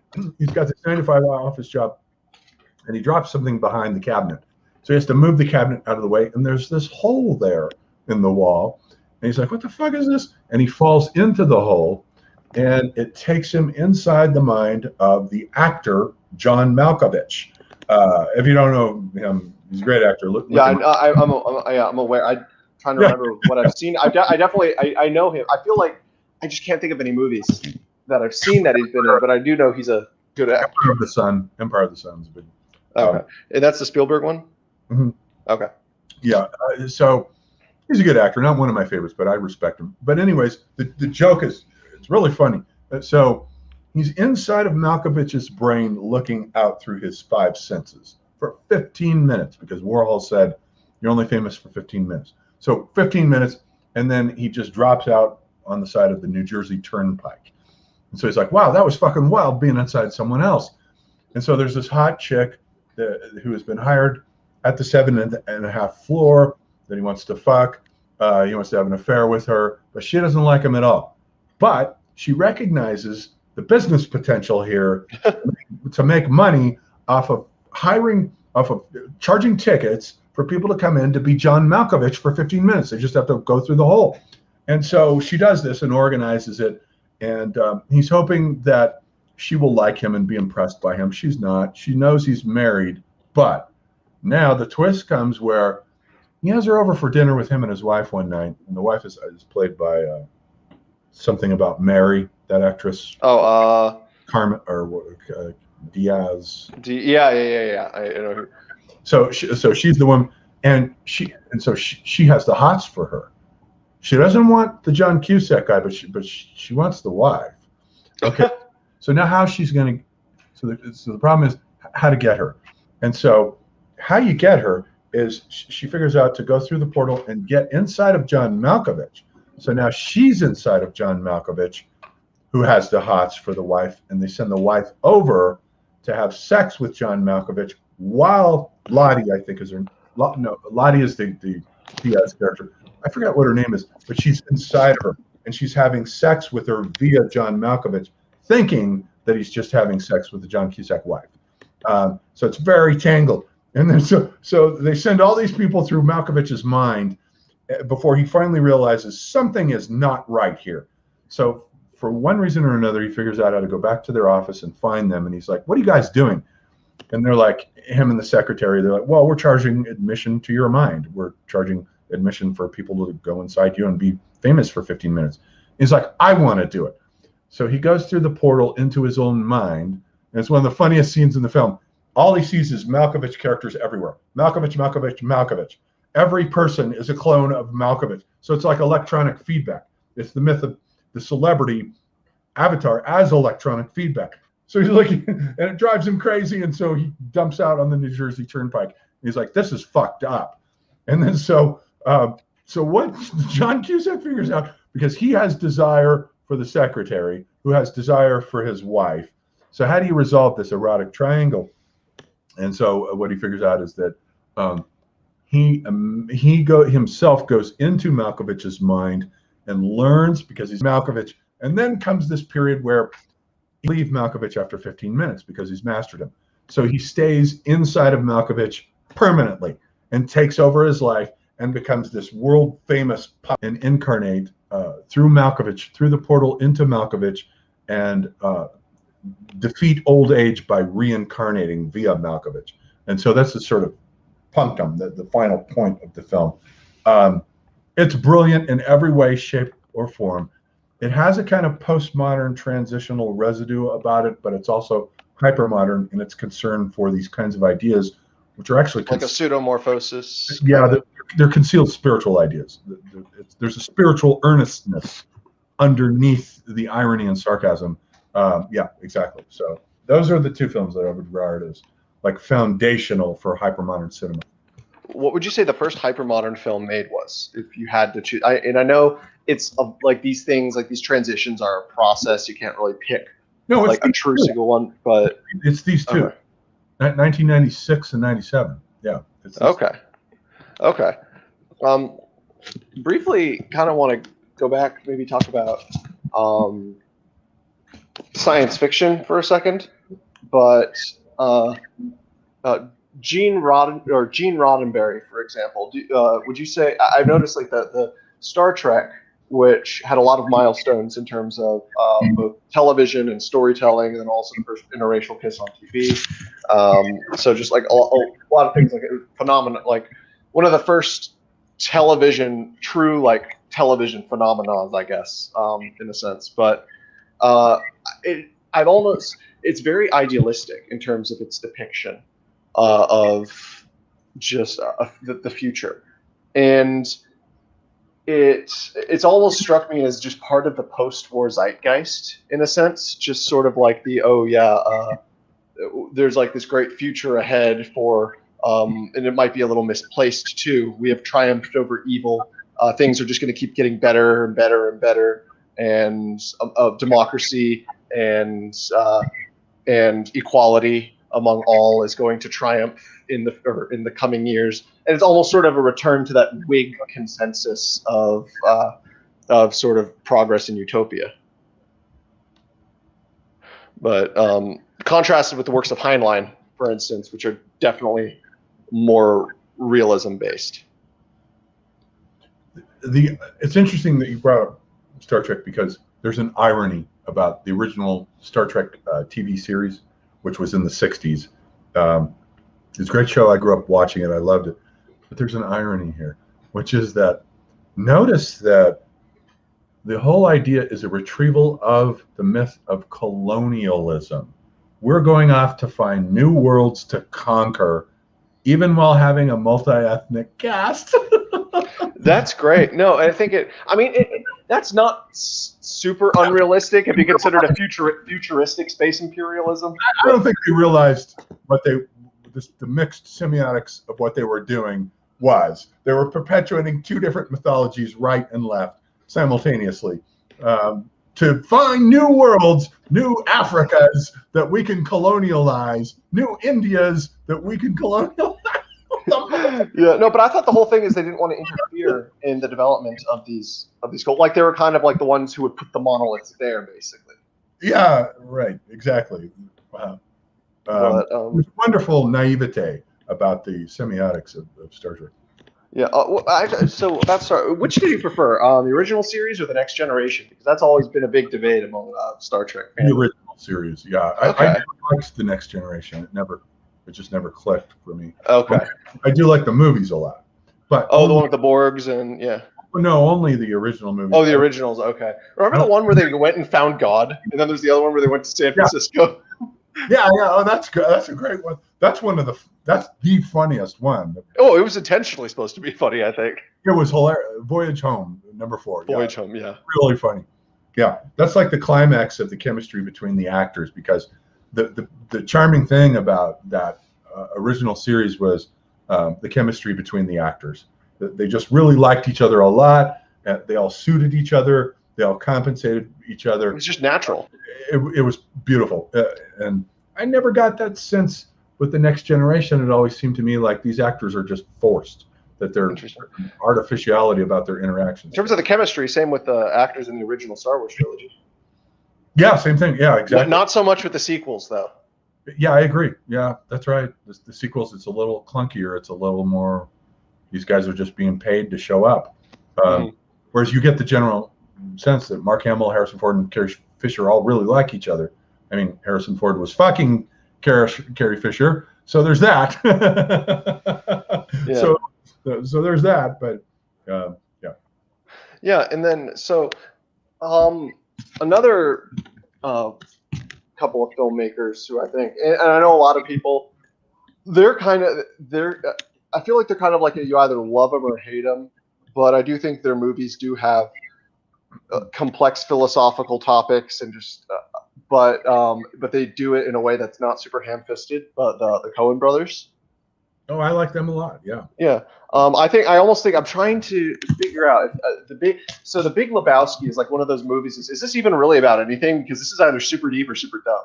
That's like one of those things. But it's either like, the Big Lebowski, does he represent sort of this just sort of like folk wisdom, like he's sort of this archetype of man who's always kind of in the underbelly of society, but is sort of that conscience for society, or so it's either that or he is a representation of the last man, Nietzsche's last man. Well, what I like about the Coen brothers is that they are just so thoroughly postmodern that you couldn't even, there's not one hypermodern bone in their bodies. And so every film is this postmodern irony and sarcasm, which they were really good at, if not the best at. But I don't know about Lebowski. I watched it recently, not too long ago. That's a good question. I'm not sure how to answer it though. Maybe. Another good one was, especially when you bring up the postmodern thing. I know this was made in the hypermodern period, but it definitely had a lot of postmodern storytelling elements. But No Country for Old Men. Yeah, it is made in the hypermodern period. I've read the original novel. Cormac McCarthy is one of my favorite novelists, and the thing I think about McCarthy is that he begins as modernist, then shifts to postmodernism with Blood Meridian. Then I think, wait, is that the one you did the series on? Yeah. Okay. But then I think with No Country for Old Men, he shifts into hypermodernity, because hypermodernity now begins to inherit the problem of nihilism and what to do about it. Make sense of it, yeah. How do you fill the semiotic vacancies that postmodernity has bequeathed us? And The Road is a classic example of that, because the Road has completely eliminated everything.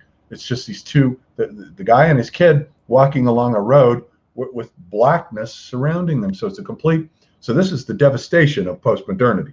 This is what it's done. It's created a semiotic vacancy. And the problem with a semiotic vacancy of that magnitude that leads to nihilism is that it leads to spree killers, crime, suicide. I mean, it just gets worse and worse and worse. And you Jokers. Joker. And then in No Country for Old Men, so you get a monster like Anton Chigurh, who comes up from the external proletariat beyond the Mexican border. He comes up from that world, and he's a total amoral monster. Doesn't make any difference to him who he kills. He'll kill anyone. And so he represents the sort of incursion of that mentality into this hypermodern world now, where meaning really is an anxiety.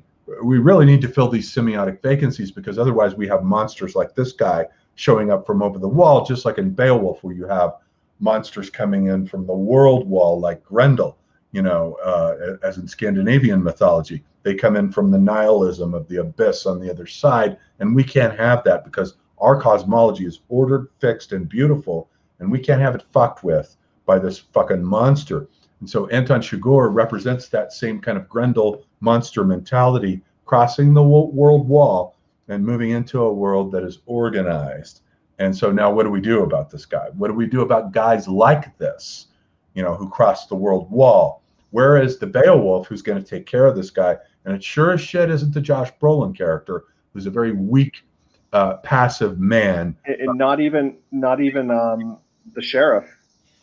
Yeah, and even the sheriff is baffled. He's like, this isn't the world I grew up in. This is like, we had law and order then. This is something new. This guy's some sort of an aberration, a monstrosity. Yeah, he's totally befuddled, because he doesn't have the hypermodern sensibility. He hasn't caught up to it and realized that these are the dangers of nihilism, when postmodernism eliminates all the transcendental signifieds. This is the danger of what you get. You get monsters like this who come in to try and fill that void with their amoral chaos. Because if it were a traditional Western, he would be the one who would triumph. Mm-hmm. He'd be the one who would win. But that's why it almost seems kind of like a so maybe not postmodern, but definitely a sort of deconstruction in a lot of sense. It has elements of both. Because it's even in the mid 2000s, we had it quite settled into like the 100% hyper-modernity, maybe. Yeah, it's got elements of both, with the disruptive postmodern ending where we can't have the good guys triumphing. Yeah, no, exactly. It's like the bad guy wins, and then another big portion, the main character is killed off screen. Josh Brolin. He's killed off screen. That's a good point. Yeah. His body in the pool there. Yeah. Yeah, and so what's your? I think probably. I want to briefly talk about animation. So you were talking about how like the transition to 3D animation also really, it was sort of a recognizable decline, which is interesting because Toy Story was seen, which was the first fully computer generated film. It's seen as a like, for instance, a technical masterpiece. And I grew up on Toy Story. That was came out the year I was born, and it was I would always quote it as a kid. But either Toy Story 2 is better in my opinion. But either way, technical achievements, and it's like dawned in a new era of animation.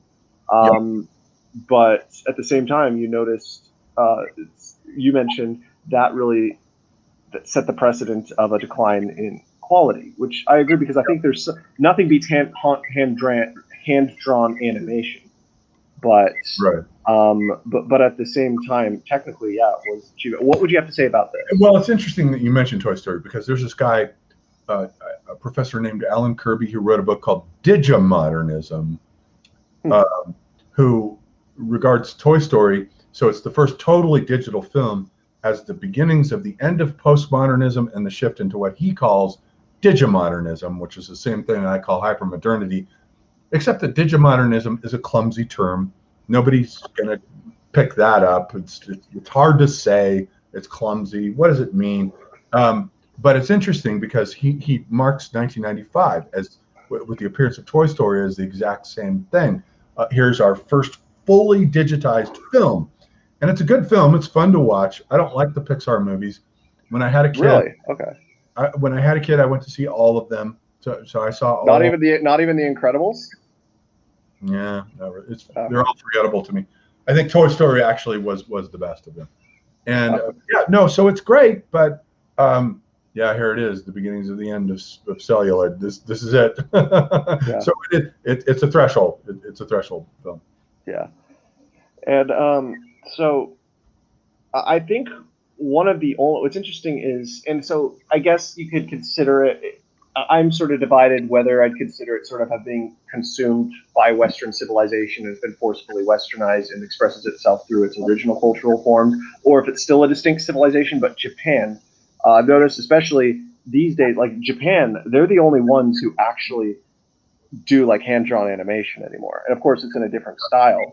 But I think of I don't know if you know Miyazaki. Yeah, no, I actually just discovered Miyazaki about a year ago. I loved it. I've seen all of his movies. I love it. I just love how a lot of them are so story-wise just so simple, but it works. Like Kiki's Delivery Service, Totoro. The plots, the plots are just like really. One bad film as far as I'm concerned. Not which one? Oh yeah. No, none. And I know him from. So when I had my kid, we would go see Miyazaki movies. We would watch them, video rentals or whatever. Princess Mononoke and all. That's my brother's favorite movie of all time. Yeah.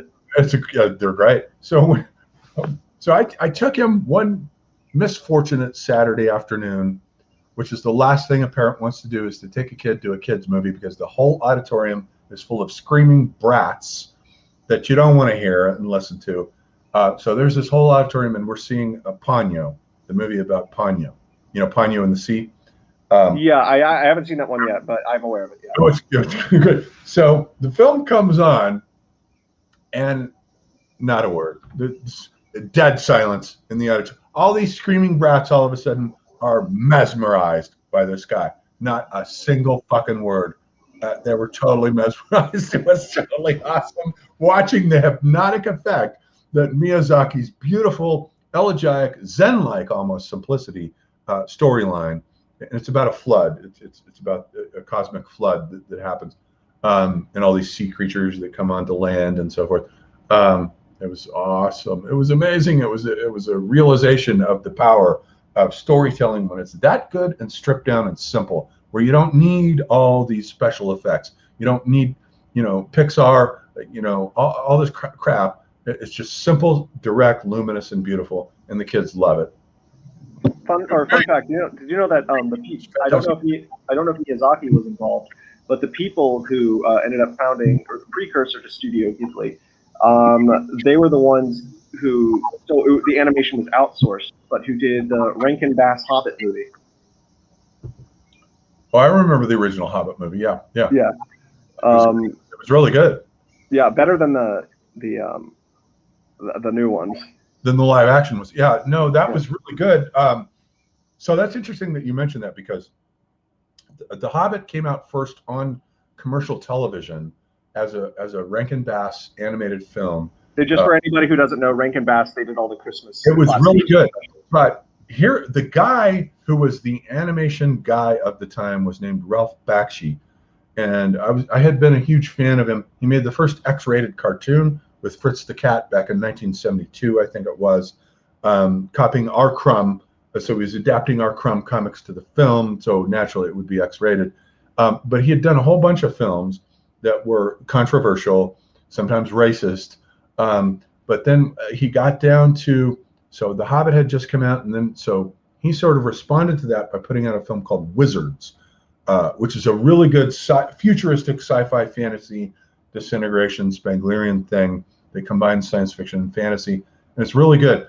And then he decided to do Lord of the Rings. I don't know if you know this, but he did the. Oh, yeah, he was salty that he wasn't brought on to the live action one or something. Like, yeah, bitter. So he did Lord of the Rings Part 1, which was Fellowship of the Ring plus half of the Two Towers, and put it out. But it was a total box office failure, unlike his earlier films, and he was very bitter about it. And if you watch that film, it's a bit boring. There's a problem with the pacing of it. It's slow paced. But if you watch Peter Jackson, you can see him stealing whole scenes from it. He said it was an influence, but I think by Peter Jackson, and I'm kind of scenes from it. He does. I'm kind of mixed on Peter Jackson's exclusion of Tom Bombadil. Because at the same time, it seemed like that was a bit of a side. That was kind of like a bit of a side quest that's like not really related to the main story. But at the same time, he's such an interesting character. Well, it's film. You can't throw anything. You have to leave some things out, because film is much more restrictive than literature is. With literature, you can expound and expound and expound almost to infinity. With film, you have to. It's the opposite. You have to restrict. Yeah, that's why I think. Serialized television. I know you don't really watch television that often, but I feel like that might be a more effective medium in the future to tell longer stories.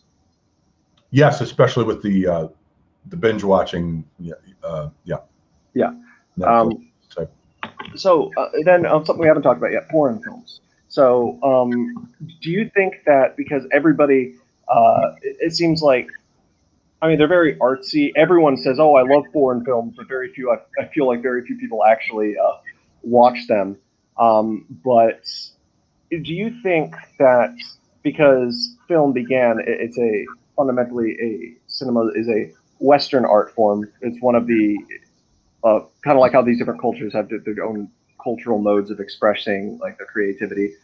So film is a Western version. So do you think that like, for instance, other cultures making these films, do you think that they're really, and this isn't, of course, just as a disclaimer, this question isn't me asking, oh, do you think they're like too dim to understand this? Because of course they're not, because all cultures have these great modes of art that really they intuitively understand the most.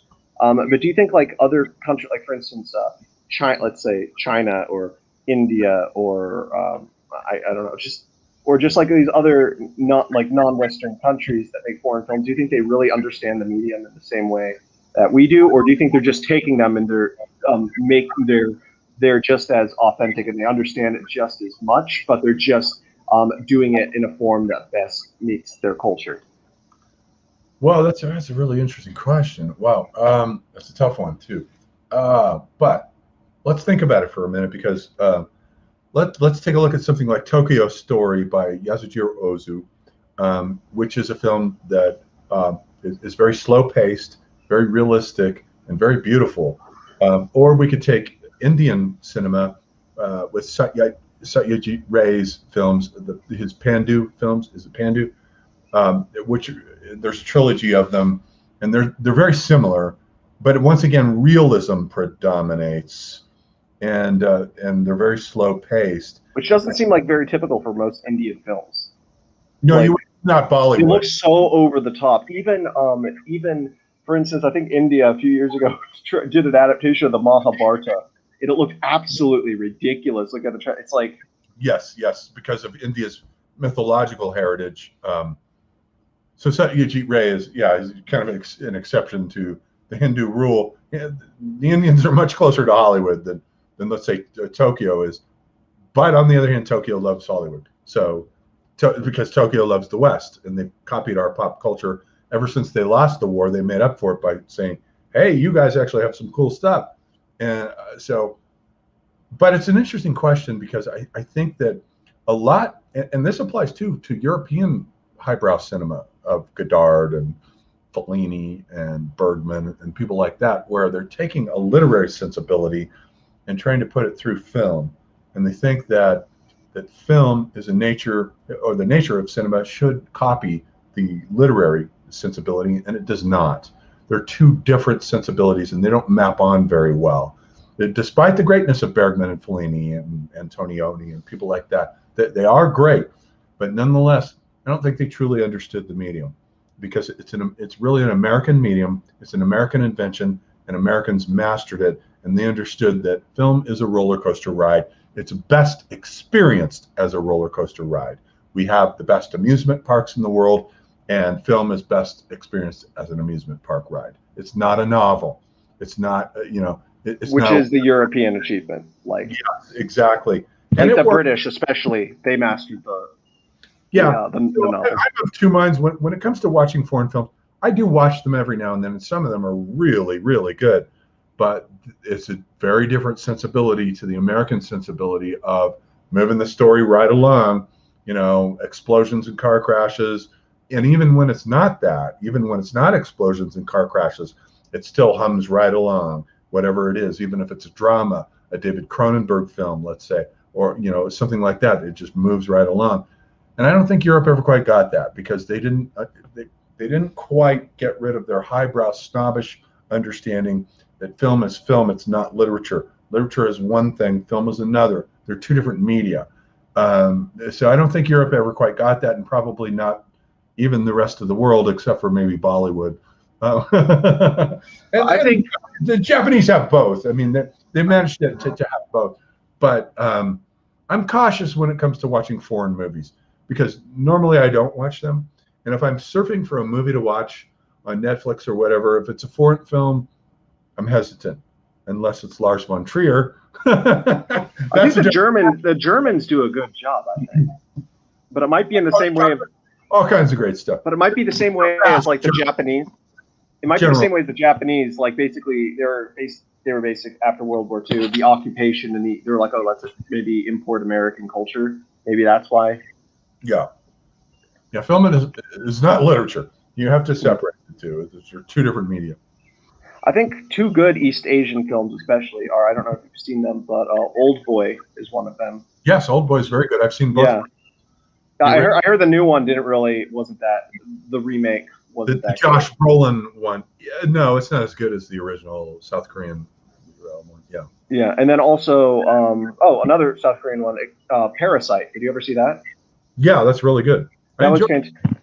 And almost, I kind of interpreted it. So a lot of people took it as more of a metaphor for economic inequality. I saw it more as them struggle. It's basically the folk culture of the East Asia struggling sort of with the pseudomorphosis that's being, or not the pseudomorphosis, but the Western culture being imposed upon them, and sort of the elite people that they were the servants to, that they ended up killing at the end, were basically the completely westernized new elites. Try to, like the Peter the Greats, for instance. Yeah, I've seen all of that guy's films, Bong Joon-ho, and he's a great director. I love every movie that he does. He's great.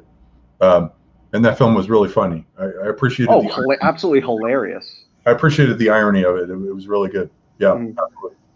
And then, hold on. What was I gonna say? Oh yeah, was he the one who did that one with the? I never saw it. But was he the one who did the one with like the global ice age, and there's the train that needs to keep moving? No.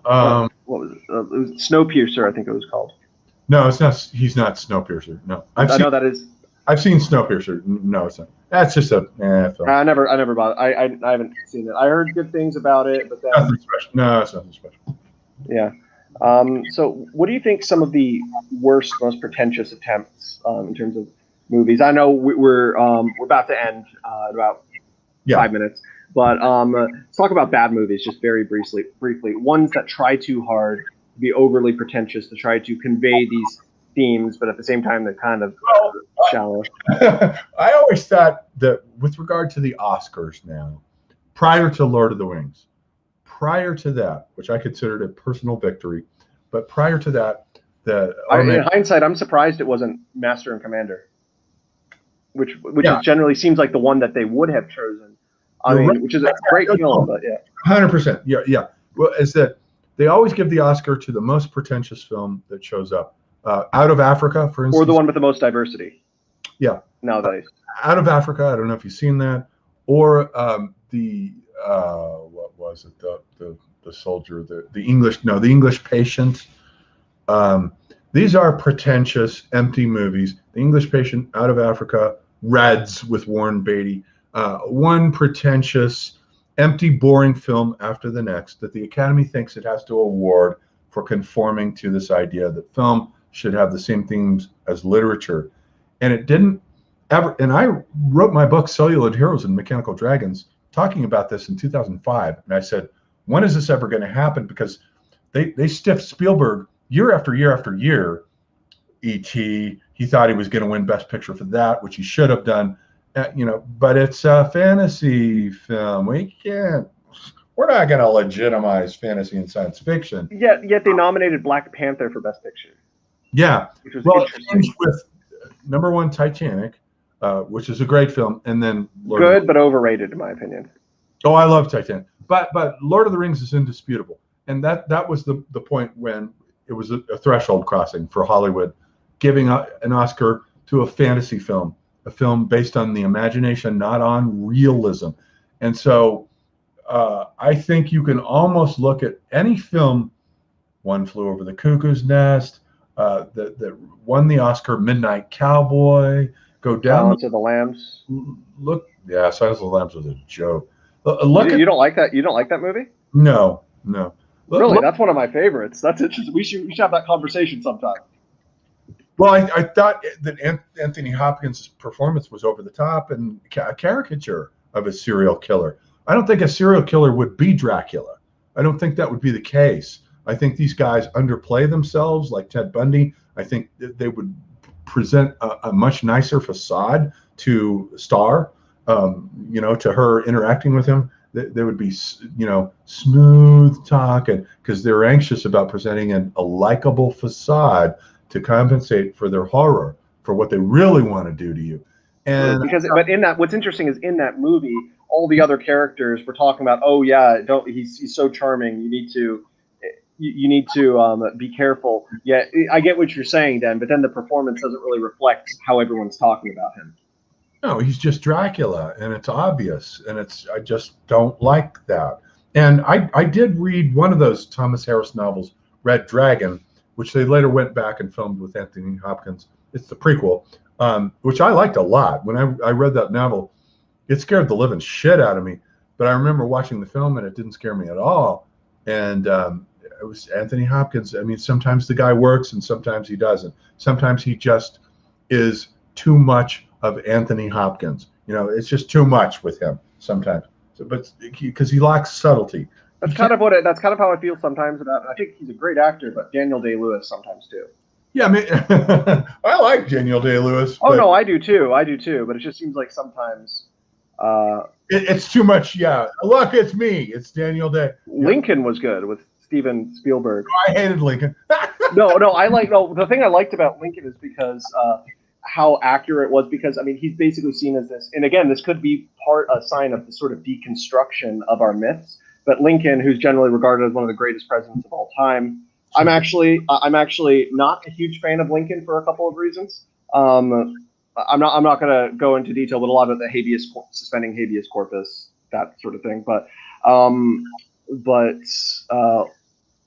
even though, of course, the outcome of the Civil War was definitely good and was on the right side of the issue morally, but either way, how it just showed the nuance about how he was a ruthless politician and very pragmatic and not necessarily the type of person that he's generally perpetuated in the great American myth. And so that's what I found really interesting, how it sort of showcased that. And it was, in a sense, a deconstruction, but at the same time, it was deconstructing a myth by showing kind of the more nuance. I just felt, you know what I felt like it was that, and I love Spielberg, so it was a disappointment to me for this reason, that it seemed like it was like he took Disney's animatronic Lincoln and just plugged him in and turned it into celluloid, because all he does is show up and spout platitudes and cliches to everyone. And it didn't show any of the dark side of Lincoln that we know about, that he was bipolar and terrible depression. Really, I think it kind of did I thought it did a good job showcasing that. That's it. I need to go back and rewatch it. I tried to rewatch it recently to bring an open mind back to it a couple months ago, and I felt the same exact reaction, that this is shallow. This is not a depth portrait of Lincoln. I'm not getting the full picture here, because he had two personalities, and I didn't feel like the film conveyed that. I felt like it conveyed that this is the Lincoln on our $5 bill. This is, the guy that you just put money in and let him spout cliches and aphorisms. So I didn't like it for that reason. And also I thought, even apart from that, I thought it was just slow, boring. And it was just a plot. It was one debate after the next. And I was like, come on, can't you show some like Civil War was a bit long scenes or something? Well, spice this thing up, The only Civil War scene battle is right in the first 5 minutes, and then there's nothing. It's like, can't we see, like plot the Civil War, back and forth, where these battles are going? Even if you showed some Raiders of the Lost Ark maps about where the wars are going, it needed some spice. It's a little dull. I just find it. So just last thing, because I know you have to go. But so it seems like today, in terms of films, it seems like it's all sequel or remakes, rom-coms, and superhero movies. And it's almost like you sort of start to see an exhaustion of creativity. And I mean, some of those movies are admittedly I enjoy, but even the occasional rom-com, like I liked that one with Bradley Cooper and Jennifer Lawrence, that was made like 8 years. I think it won the Oscar. But either way, it seems like just these are the only genres that they're doing, and then they try to play things safe just to appeal to a mass audience.